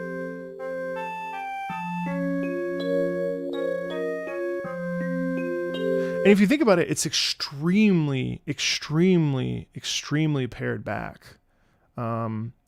Like, it's so pared back. It feels totally exposed. To me, it feels way more like sad because there's this space between the vibraphone, right? Not the xylophone. You know, there's bum beam bum beam bum beam bum beam. The space in that is listlessness. It's like longing, but it also has this home quality. You know what I mean? Because especially here. Then we pivot over to the oboe sound. And then the strings double that oboe sound.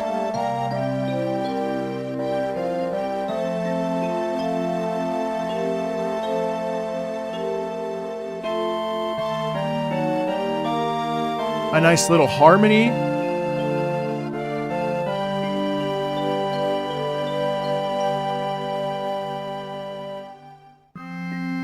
And you get this accordion thing.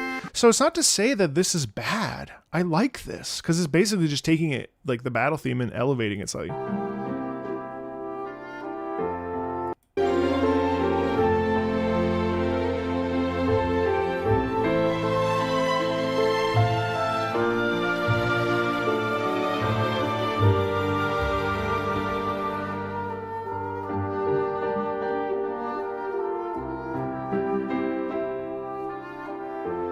I mean, it's so beautiful. And it's like, okay, well, the composition is incredibly well written. So the question becomes like, okay, dude, I don't know.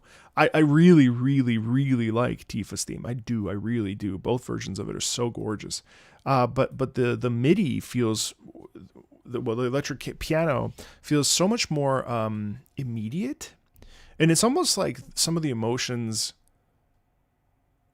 hide behind, they like hide behind the orchestra, but they don't at the same time. I mean, we're talking about like hyper nuanced stuff here that I don't even think like it doesn't even make sense, but it does because, you know, one feels it. It's like, okay, you know what I mean? It's like so intriguing to me, the back and forth between, and look, if a Final Fantasy IX remake were to come out, Square Enix, I would probably look at it with a very like a critical lens too, not to be a D-bag, but just to be like, okay, well, here's the original sound and here's the new sound.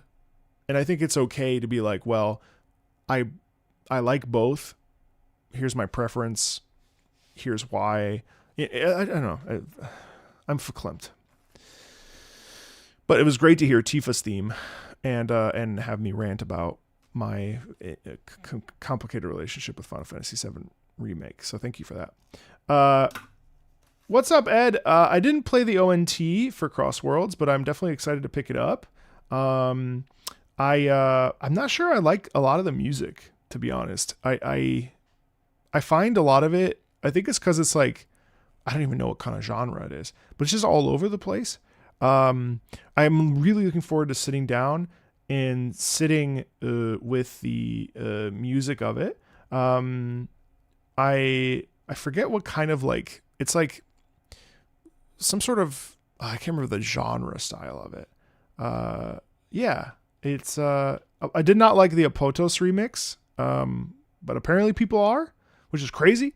I really don't like Japanese DJ. That's the genre. The Apotos remix is definitely my least favorite thing I've listened to.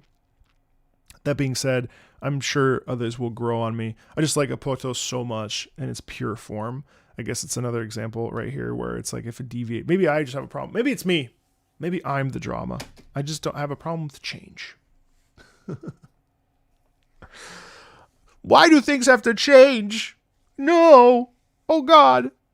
Not my childhood.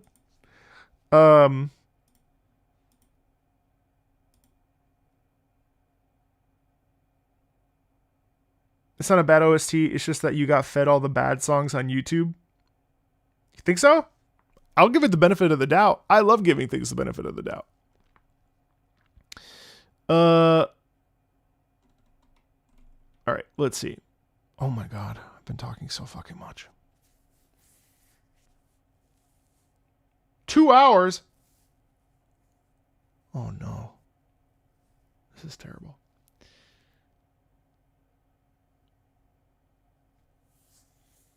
let's listen. Oh, Kirby.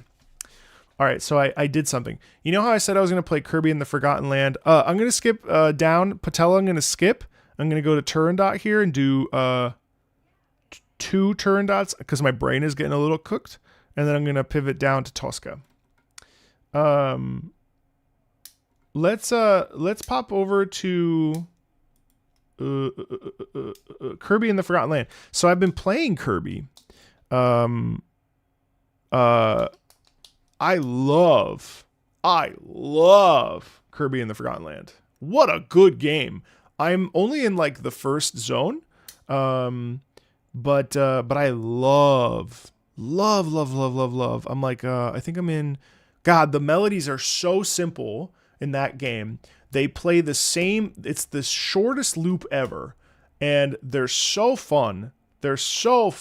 Oh my God, I love the music in Forgotten Land. You reacted to this a couple years ago, but I'm interested here. You think how you think now? I don't know if you ever plan on playing this game. Okay, the Roche limit. Oh, this is cool. Let's listen to it. Yeah, this is 2 planets. Yeah, cool. All right.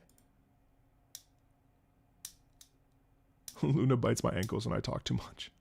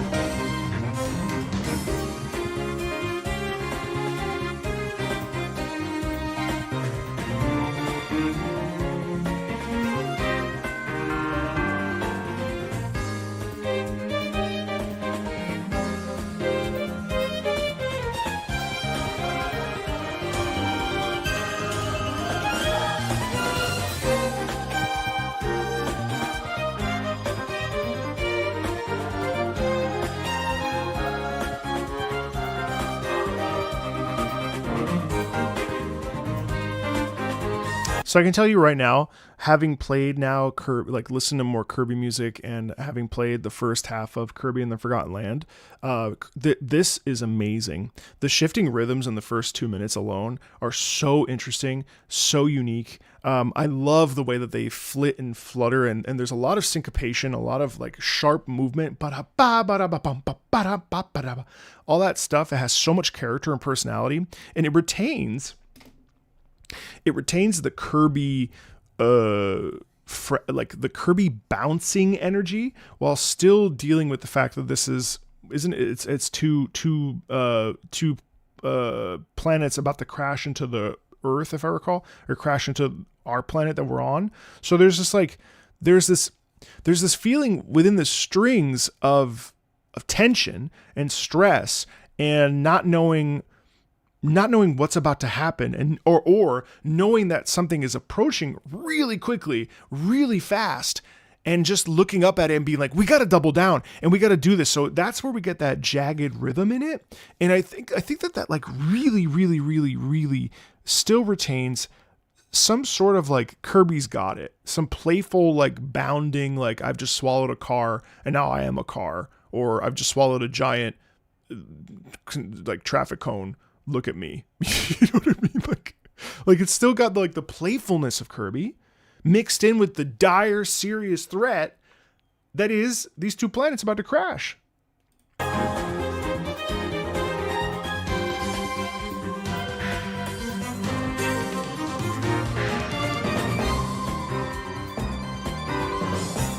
Yeah, because then here in the piano, you get it means it's like jazzy funk fusion, but not funk, excuse me. It's a bit of jazz fusion, but we get this with the, and then you get organ and you get the choir going ha, which is so interesting too. See all this? This is all Kirby on top. And listen to the piano.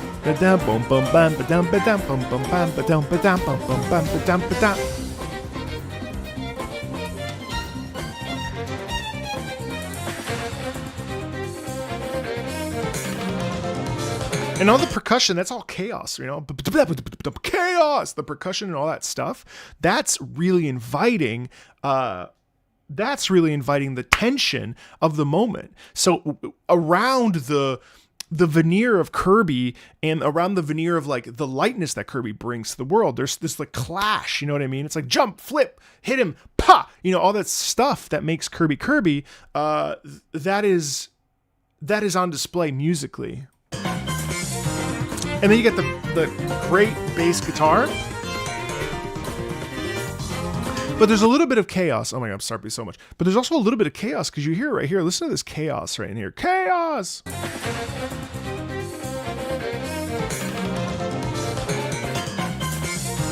This is nuts, you know what I mean? There's no like grounding thing. And then you come together. Ba, ba, ba, ba, ba. Come together, unify.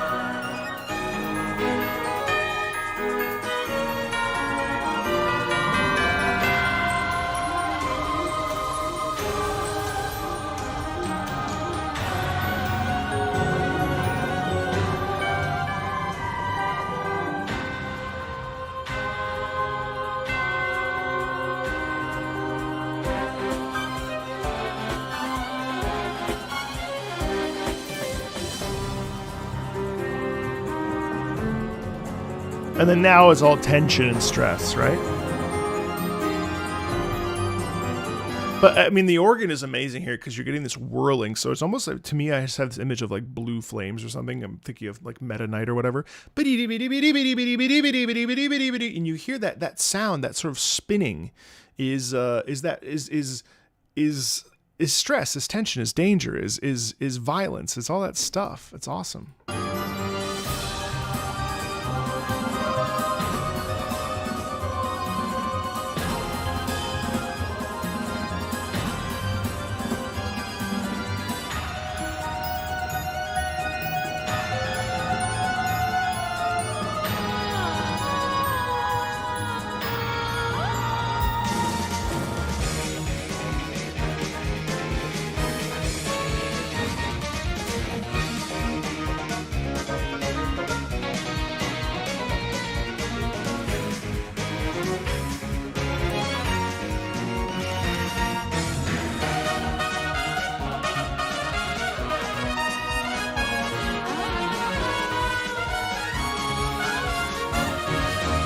And so to me, there's this like 2-minute section where we lose sight of Kirby. We lose sight of strength. We lose sight of warmth. We lose sight of possibility.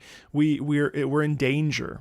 And then all of a sudden Kirby comes up, and then we're getting the vocals. The vocals shift from this dangerous sound to this joyful, sort of doubling down of Kirby and Kirby's intention, and Kirby, there's an excitement in that sound where Kirby's finally like coming out of this, like, almost like he's been buried, and he emerges, and Kirby, our savior, Kirby is I wanted to make a joke about Kirby, being the Holy Trinity, but there's something the Holy Ghost, but there's something about Kirby that is he's almighty, You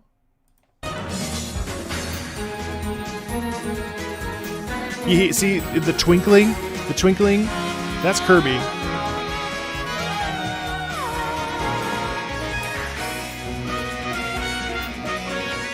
Now we still have danger with the electric guitar.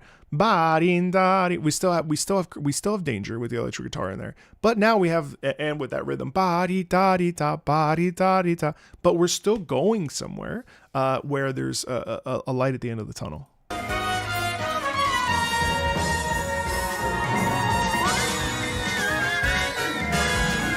What? Hold on.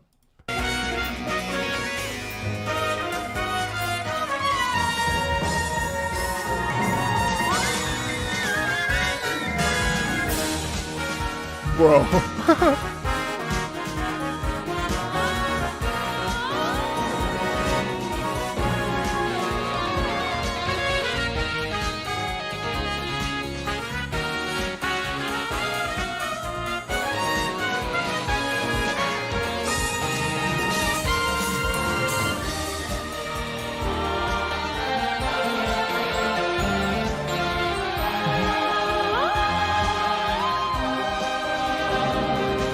And I love when the trumpets kind of kick in this back half. First of all, that soprano, that was totally obviously manipulated. There's no way.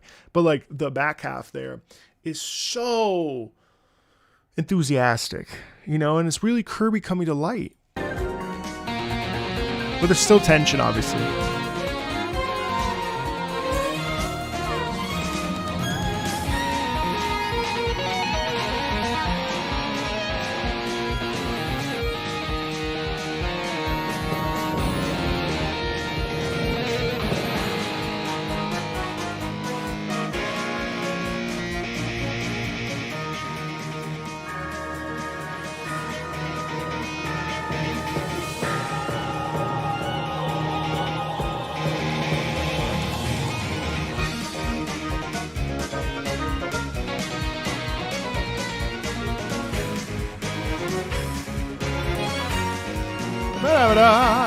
I just love it. I love the enthusiasm. I love the idea of the two satellites or two planets or whatever they are just kind of slowly encroaching and looking up, and it's like, we got to double down, we got to hurry up, we got to do this, we got to do this. And in the music, you hear this balance between the stress and also the heroism, the heroicism and power that Kirby has. And you know, that can I just, you know, because this is the first time I've done a re-reaction. Hey, my name is Marco. Go and see what the hell I talked about 2 years ago.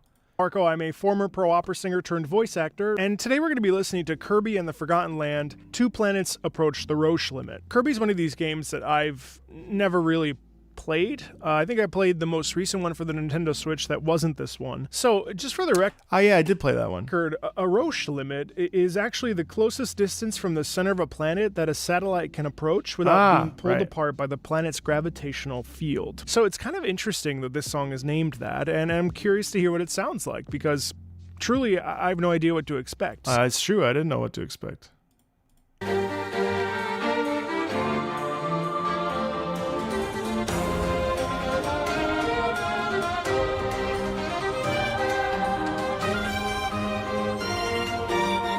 Man, I wish I had included timestamps so I could at least see what when I was talking.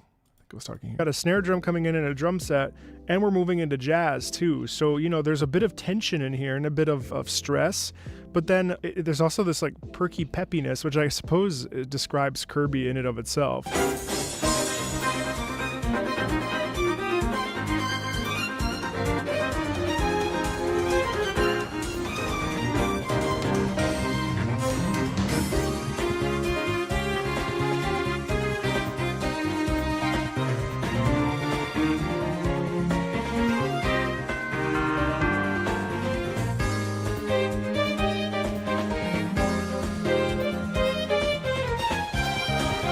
That's so fun. There was a period of time where we were playing with doing subtitles on the screen, but everyone found them immensely distracting, so we actually got rid of them. I know that they were helpful for some folks, but they didn't last very long. Also, the music in the background I thought was really cool at the time, but is actually also immensely distracting while I'm speaking. It's so like, it's got like a real zhuzh to it, you know? So you see, people want to argue with me that what I back here 2 years ago, I used to say more profound things, but I have no idea what the freak I even just said. That was like a one sentence.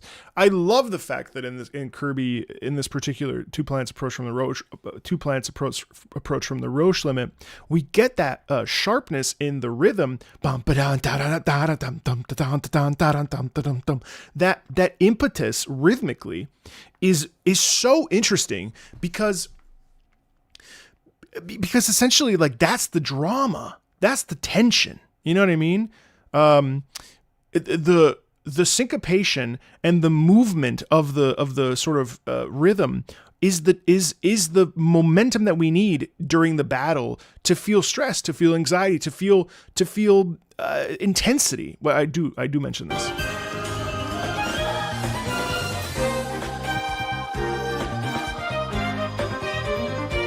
Oh, I see. I think people just miss the dancing. That's fair.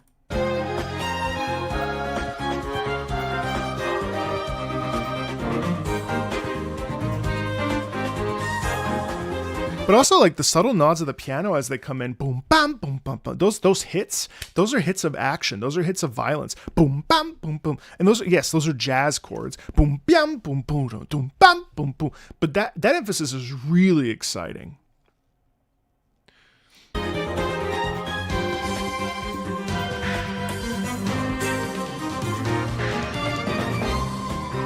But here too, the cymbal crashes in the.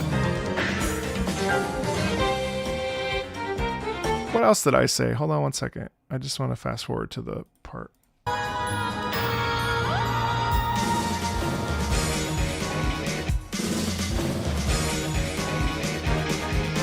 Oh my God! What are these white guy moves? Oh my God!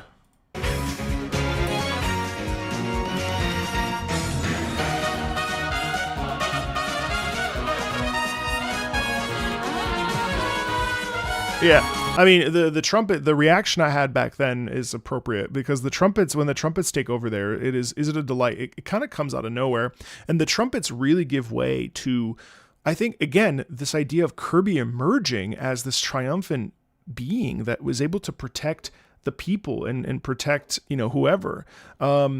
I think that that's really, really evident to me. But the fact of the matter is that the rhythm is not dissimilar to what we hear earlier. It's just that it almost feels like the context is switched, where at the first part, it's much more about whatever the final boss is, which I actually don't know yet. And versus this sound, which is much more curbified, So now there's confidence again. I mean, listen to that trumpet just riffing. It's like facing adversity and coming out the other side and being like, look at what I just accomplished. You know what I mean? I'm back. I just said that, but in a different way.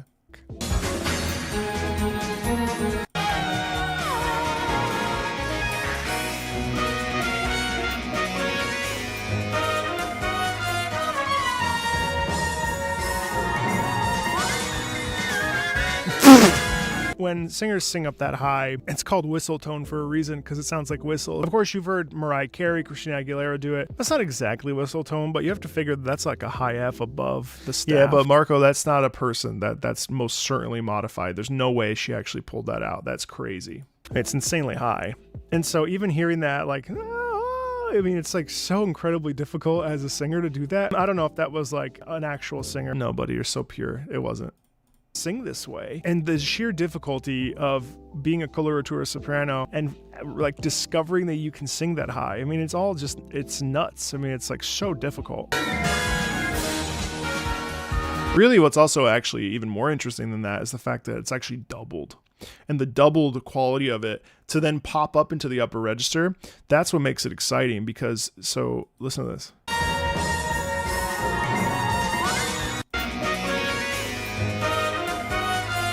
So right there, the trumpets are actually, they're doing their own thing, but I think that's the cool part. But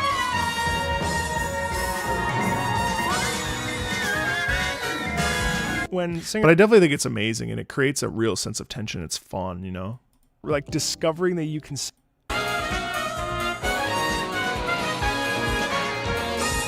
Yeah. This is great. I really, gosh, I enjoyed that immensely. Let me know if you like re-reactions or at the very least reanalysis, because I actually think that there's a lot of merit in rediscovery of music. And I think like we shouldn't just like listen to things one time and be like, well, I covered that and you know, and move on, because there's so much value in listening to things and talking about things and analyzing things more. In the case of this, I mean, you know, that's me from 2 years ago. I'm a totally different person now. I apparently speak faster. I'm much more handsome now. You know, what else can I say? It's like, that's pretty much the two things. It's amazing how different just lived experiences are. Yeah, it's so cool. It's so cool. Definitely let me know if you want to check out more re-reactions or maybe deeper dives, or hell, accidentally saying the same things. That's a lot of fun for me. Yeah. Cool. Thank you so much. Yeah, exactly. My God, my brain. I was in such a talking mood today, guys. I think I'm going to pop down to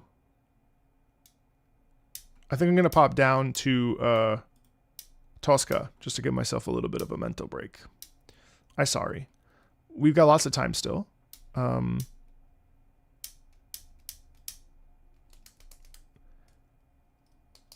Yeah, I think that's a great idea.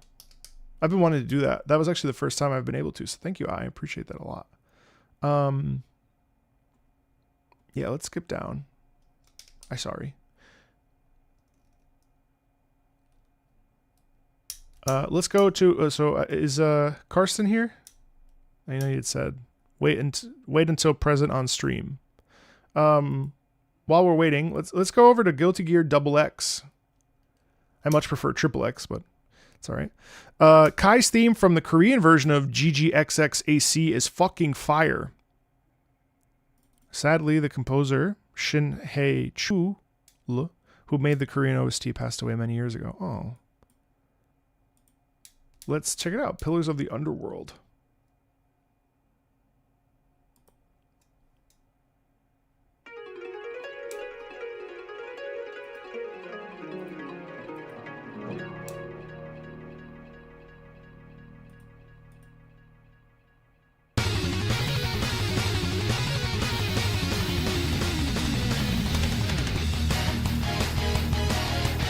Oh my God.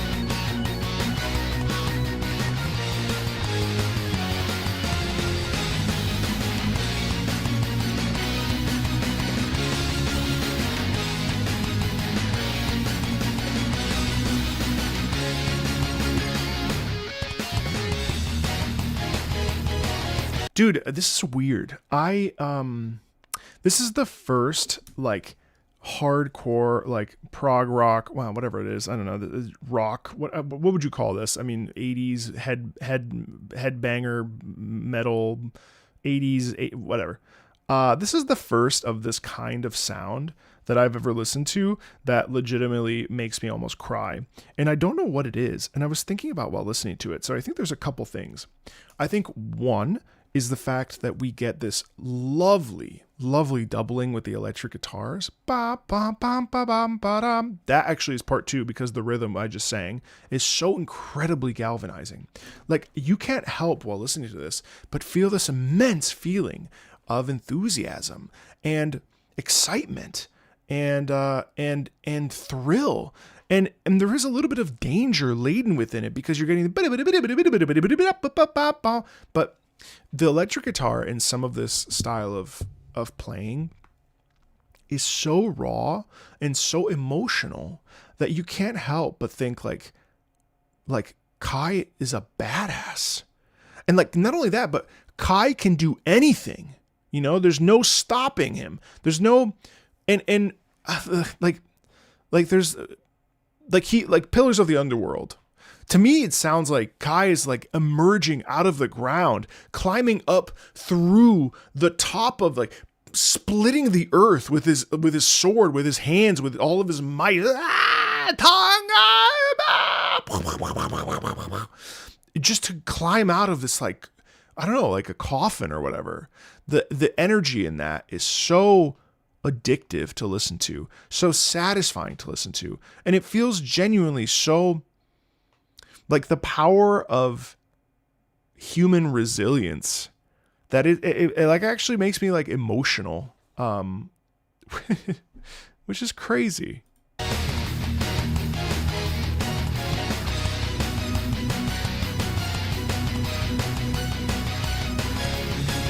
Bam, bam, bam, bam, bam.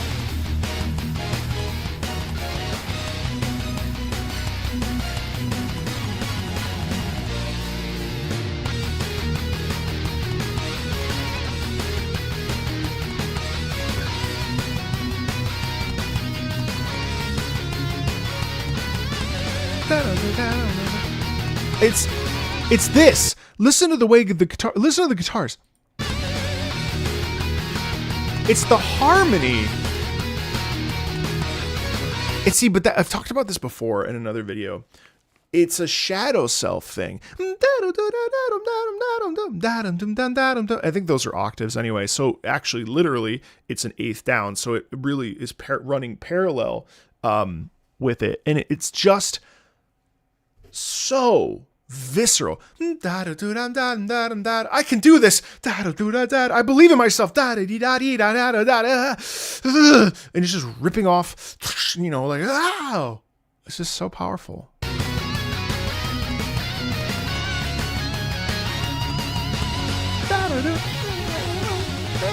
And then this is like this torrential rain, this storm, tornado. What? Oh, it's just amazing, dude. What a great piece. It is fucking fire. 1,000,000%. What a loss for us to lose this composer. Like, damn, that is so cool. And like, someone might say it's repetitive or boring, or I don't know, but it slaps. And I think, like, for me, that's just such a fun thing to listen to. It's just so good. I love that. Please listen to Vortex Infinitum briefly to compare. What's that? Is that another Guilty Gear thing? Oh, Robo-Kai's theme. What the hell is this?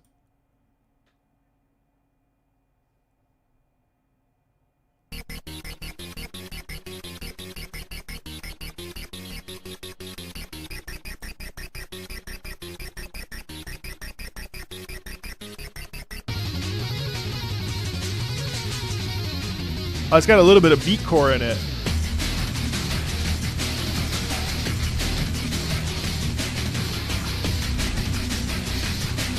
Listen to the chugga chugga in that. That's interesting. Chugga chugga chugga chugga chugga chugga chugga chugga chugga chugga chugga chugga chugga chugga chugga chugga.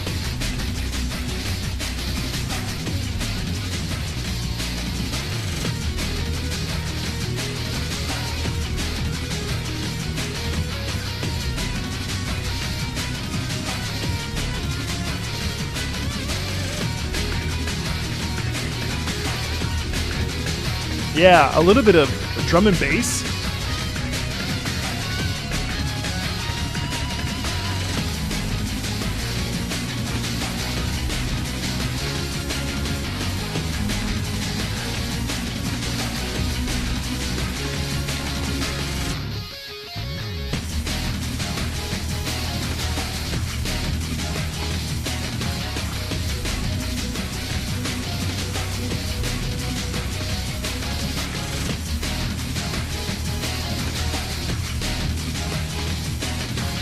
It doesn't have quite the same impetus as the previous version we listened to, Pillars of whatever it's called, Pillars of the Underworld. But I do like the edge of it. I do like the darkness in the sound as well. It really is such a fascinating little piece of music. I really, really enjoyed that theme. It really feels like you get, like, Kai's not a great person, right? But he's also extremely determined.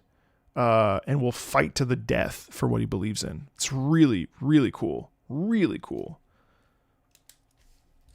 Guys, you guys today, this has been such a great, I've got like 5 videos today, dude. Kai, Kirby. Just so many good videos today. Ace Combat Zero, the Belkin War, the Inferno, a haunting track from the game's darkest missions, hearing indoor aggression from Pathologic. The Oz that you'll hear here are one of the most disturbing and dark things in the music for me. Oh, hey, Apple, and thank you. I can't remember when this takes place.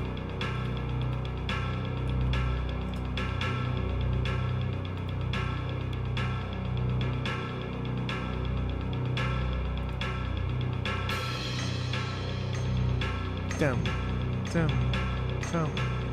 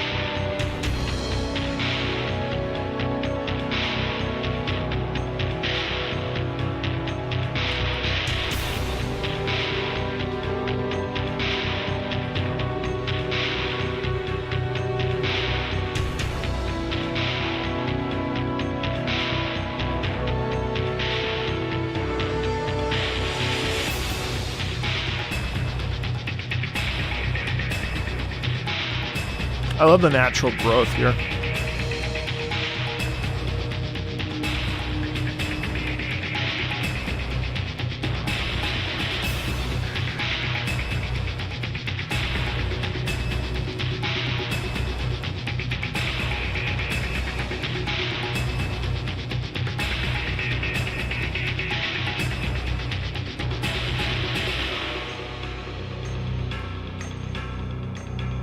I also love this particular sound as well. Dum dum dum dum dum dum dum dum dum dum dum. The hammer hit is really interesting. Very raw sound too. I mean, I definitely think that that song is not necessarily gonna, you know, win any awards for being monumental or anything. It's not the sexiest song, but I definitely think that it will absolutely it provokes such an intense feeling in it of I guess stress and tension, and it is dark. You're right. There's a menacing quality in the sound through the use of the momentum of the rhythm and the hammer hits and stuff that I think is really evocative. Hey music friends, this is Davi Vask. Okay, well, I was clicking that for it later, but okay, thank you. Thanks, Davi. All right, let's continue. Zeddy, stealth game, by the way, at least until you alert the map. Linked timestamp. This is Intravenous 2. Oh, this game. Yes.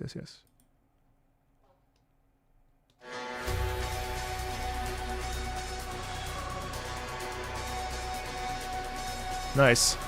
I like that vibe a lot.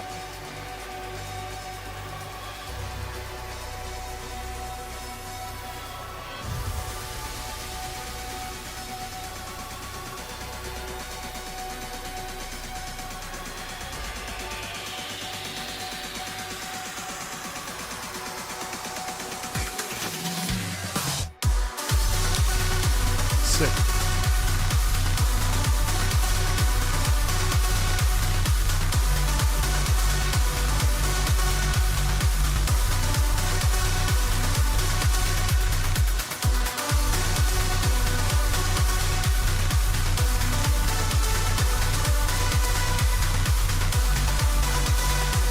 Hey, Viper.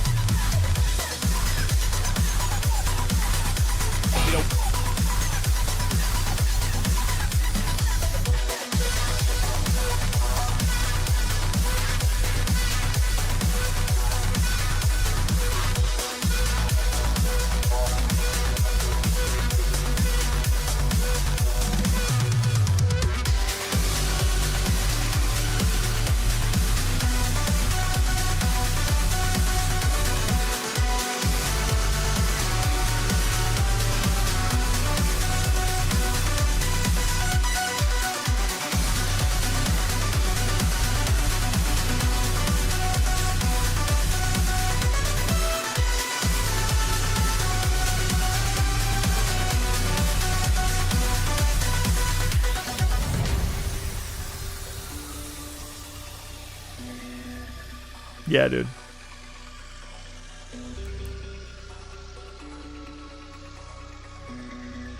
Terrific stuff. Terrific stuff. Terrific stuff. I started playing Intravenous like maybe 2 or 3 months ago. I mean, I didn't get very far, but the soundtrack is phenomenal. Phenomenal. Really, I love this synth sound. Really just so good. Love it. Love it. This is absolutely, no, actually it's super my cup of tea. I love this kind of synth EDM, It really wasn't until Punishing Gray Raven that I really got into the into the flow of this kind of sound quality. But yeah, it's terrific. Oh, hey, Nix. Yeah, no problem. No problem at all. Take care of yourself. Be well. Enjoy your adulting. Just such a great, I loved it. I love the energy in it. This would be great for a run. Super great for the gym. Terrific stuff. Endless Legend 2, huh? Or Wuchang. You know what? Yeah, I'll listen to Wuchang just because I personally think this game is not very good. I found it very unpleasant to play. I don't know. The combat was weird. The dodging was so slippery. I know people praised it. I did not like it at all. I thought it was incredible. It felt so sloppy to me. I don't know why. Combat felt super flowy, way too loose. It felt like it just felt like I was constantly like, I know the big thing about it was dodging, but I just felt like I don't know. I didn't vibe with it. By crew theme though, but I was curious to hear about the music though.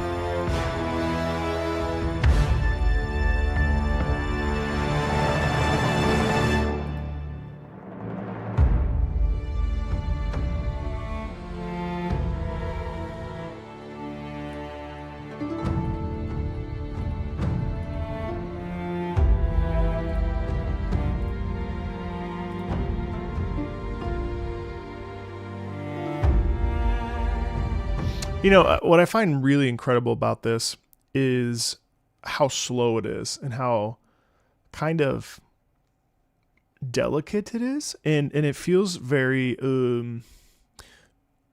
forlorn and sorrowful, which is nice because I find that sometimes I know the FromSoft guys get upset because, you know, if you can't,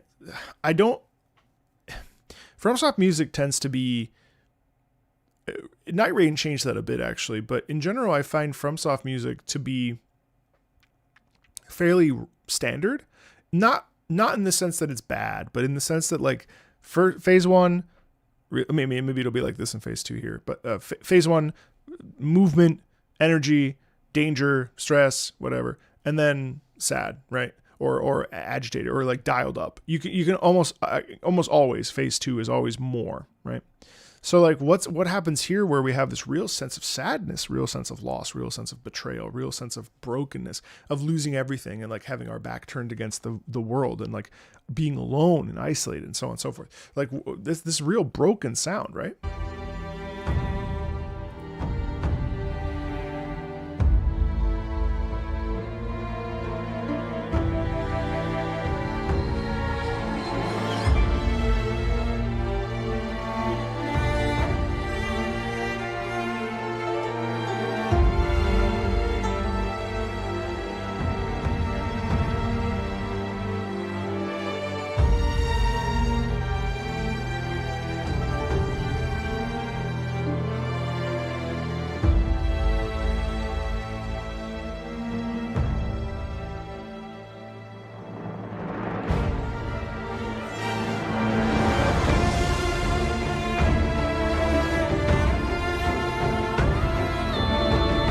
Oh yeah. Oh yeah. That's amazing. But do you see how like gradual too, if it shifts into phase 2, it doesn't triple down on itself. It just buoys itself a little bit and then leans into it. It's really cool. And then the singing comes in, the percussion comes in, really, really nice.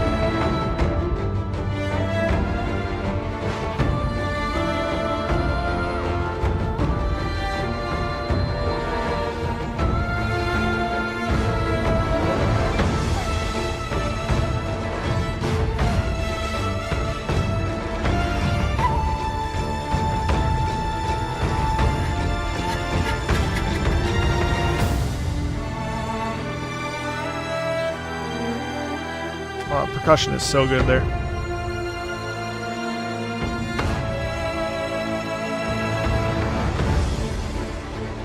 Oh, you hear how desperate that is? The way the strings pivot and twist.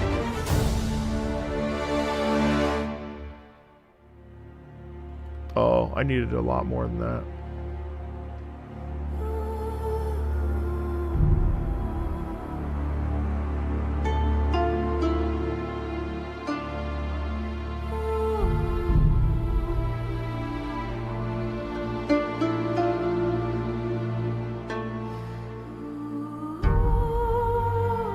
To pull all the way back and just have the vocals.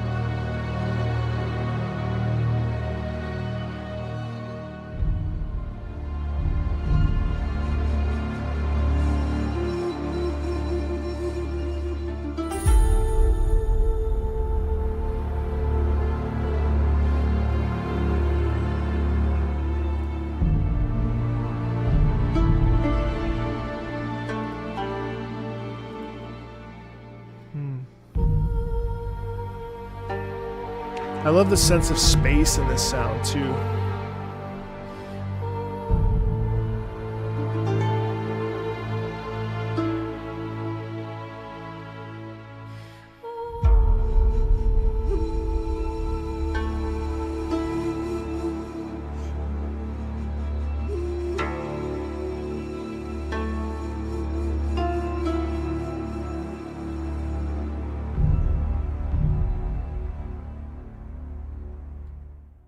Ugh, I love that.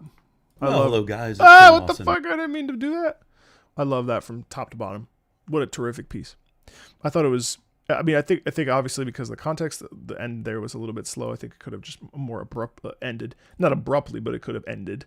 I loved it. I loved it. It was so broken and so sad. I really, really, really, really liked it. Okay. Let's go back up to Carson. Let's go to Monster Hunter.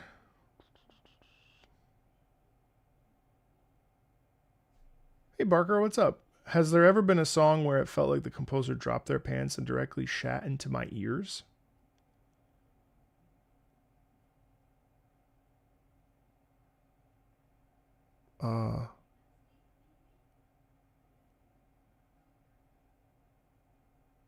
No?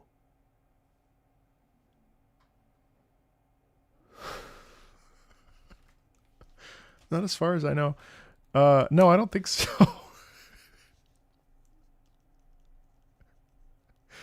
I don't think so, no.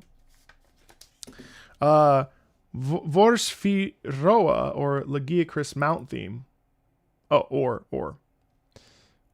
Fire and Ice Dragon combined into one being, related to Elatrion. This absolute demon of a monster is a black dragon level and even defeated Shantian in ancient times.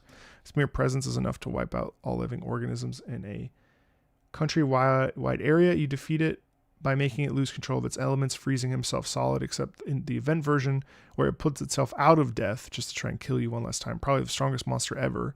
And you know you're cooked when the vocals start chanting Pray, Kneel, Beg, and Wyverian. Let's do it. Here.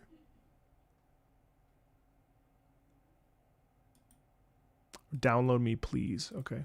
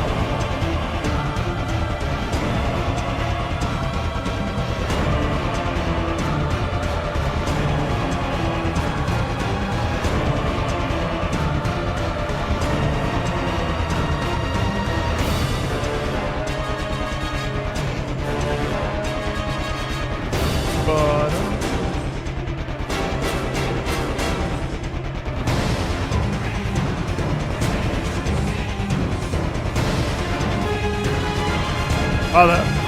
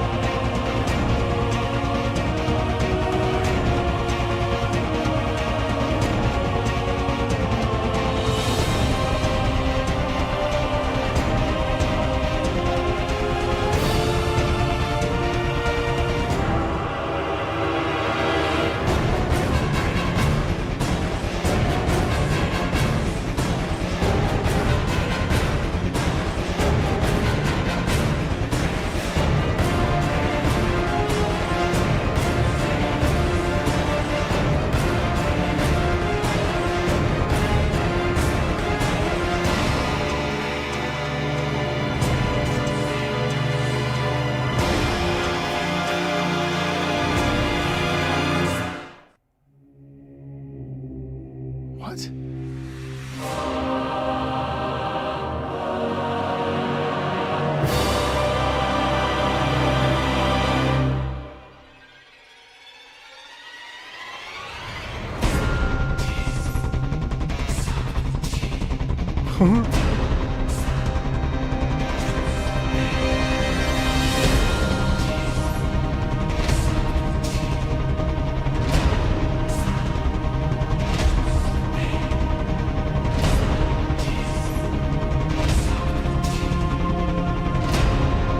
Wow, this is massive.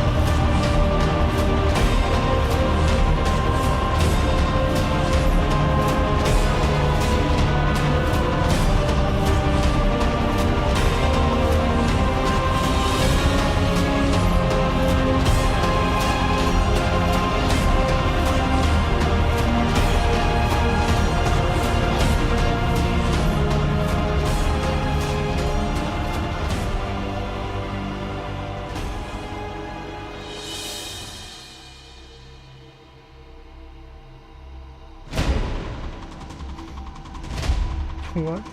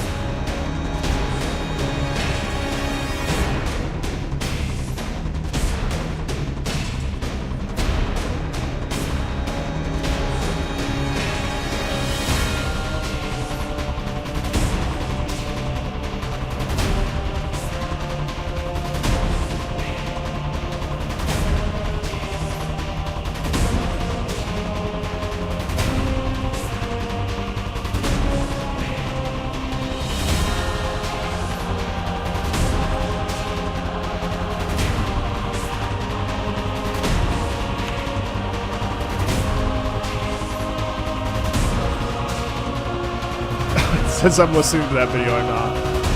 That video was an accidental play.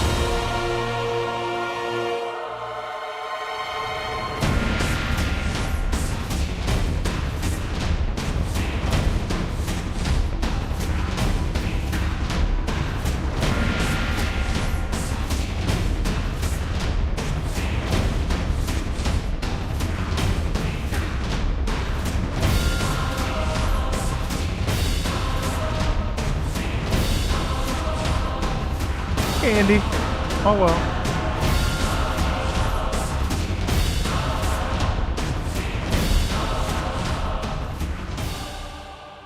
Wow. I almost don't have words for that, dude. Like it was so visceral, so exciting. I loved the heavy hits. I loved the chant. I mean, it's like, oh God, it's like so up my alley. I love the electric guitar. I mean, I loved all of it. I almost don't even know what to say to you, dude. Like, it was so visceral. I just had a smile on my face the whole time. Like, just such a satisfying thing to listen to. And it kind of looks like a Latreon. It looks like a different version of a Latreon, but way more jacked up. Look at that. I would not want to fight this thing. I love the like hand jetting out of its chest. So cool. Oh, Disofiora? Oh.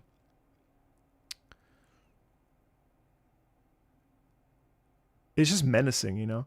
It's dangerous. So many little things. I would need to listen to this again, to be honest. It's so good. It's so good. I think I would actually. I think I'd like to sit down with that again and do another pass, do another video. That's phenomenal. I love that. So good. So good. It's too bad that a lot of these monsters are stuck behind Frontier. Really. So good. All right, one sec.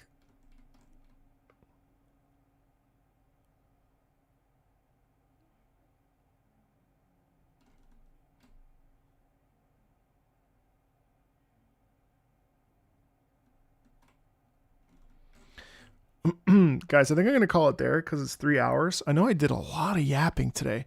I am, I guess, a little slow today. I was hoping to get through more, but I just, my mental energy, I think because yesterday I got up at 4 a.m. because we were going to get our marriage license. And then this morning I woke up like again at 4, went back to bed, but I'm just kind of, this week has been a little weird. So I think I'm going to pause there. We did certainly get through 1, 2, 3, 4, 5, 6, 7, 8, 9, 10, 11 tracks, which is pretty small for me, unfortunately, but, my brain's just not braining. So I think I'm going to pause there. And we'll be back next Friday. I'll be playing Silk Song all day, every day next week, with a couple exceptions for some things. But yeah, thanks a ton for listening. And it's true, I did get a lot of videos and a lot of rants. So at the very least, it was fun, and I've had a great time today. So thank you guys. Don't worry about being late. Don't worry about it. Thanks for hanging out, and I will see you on Monday for Silk Song at 10 a.m. ? 10 a.m. See you guys. Take care of yourselves. Be really well.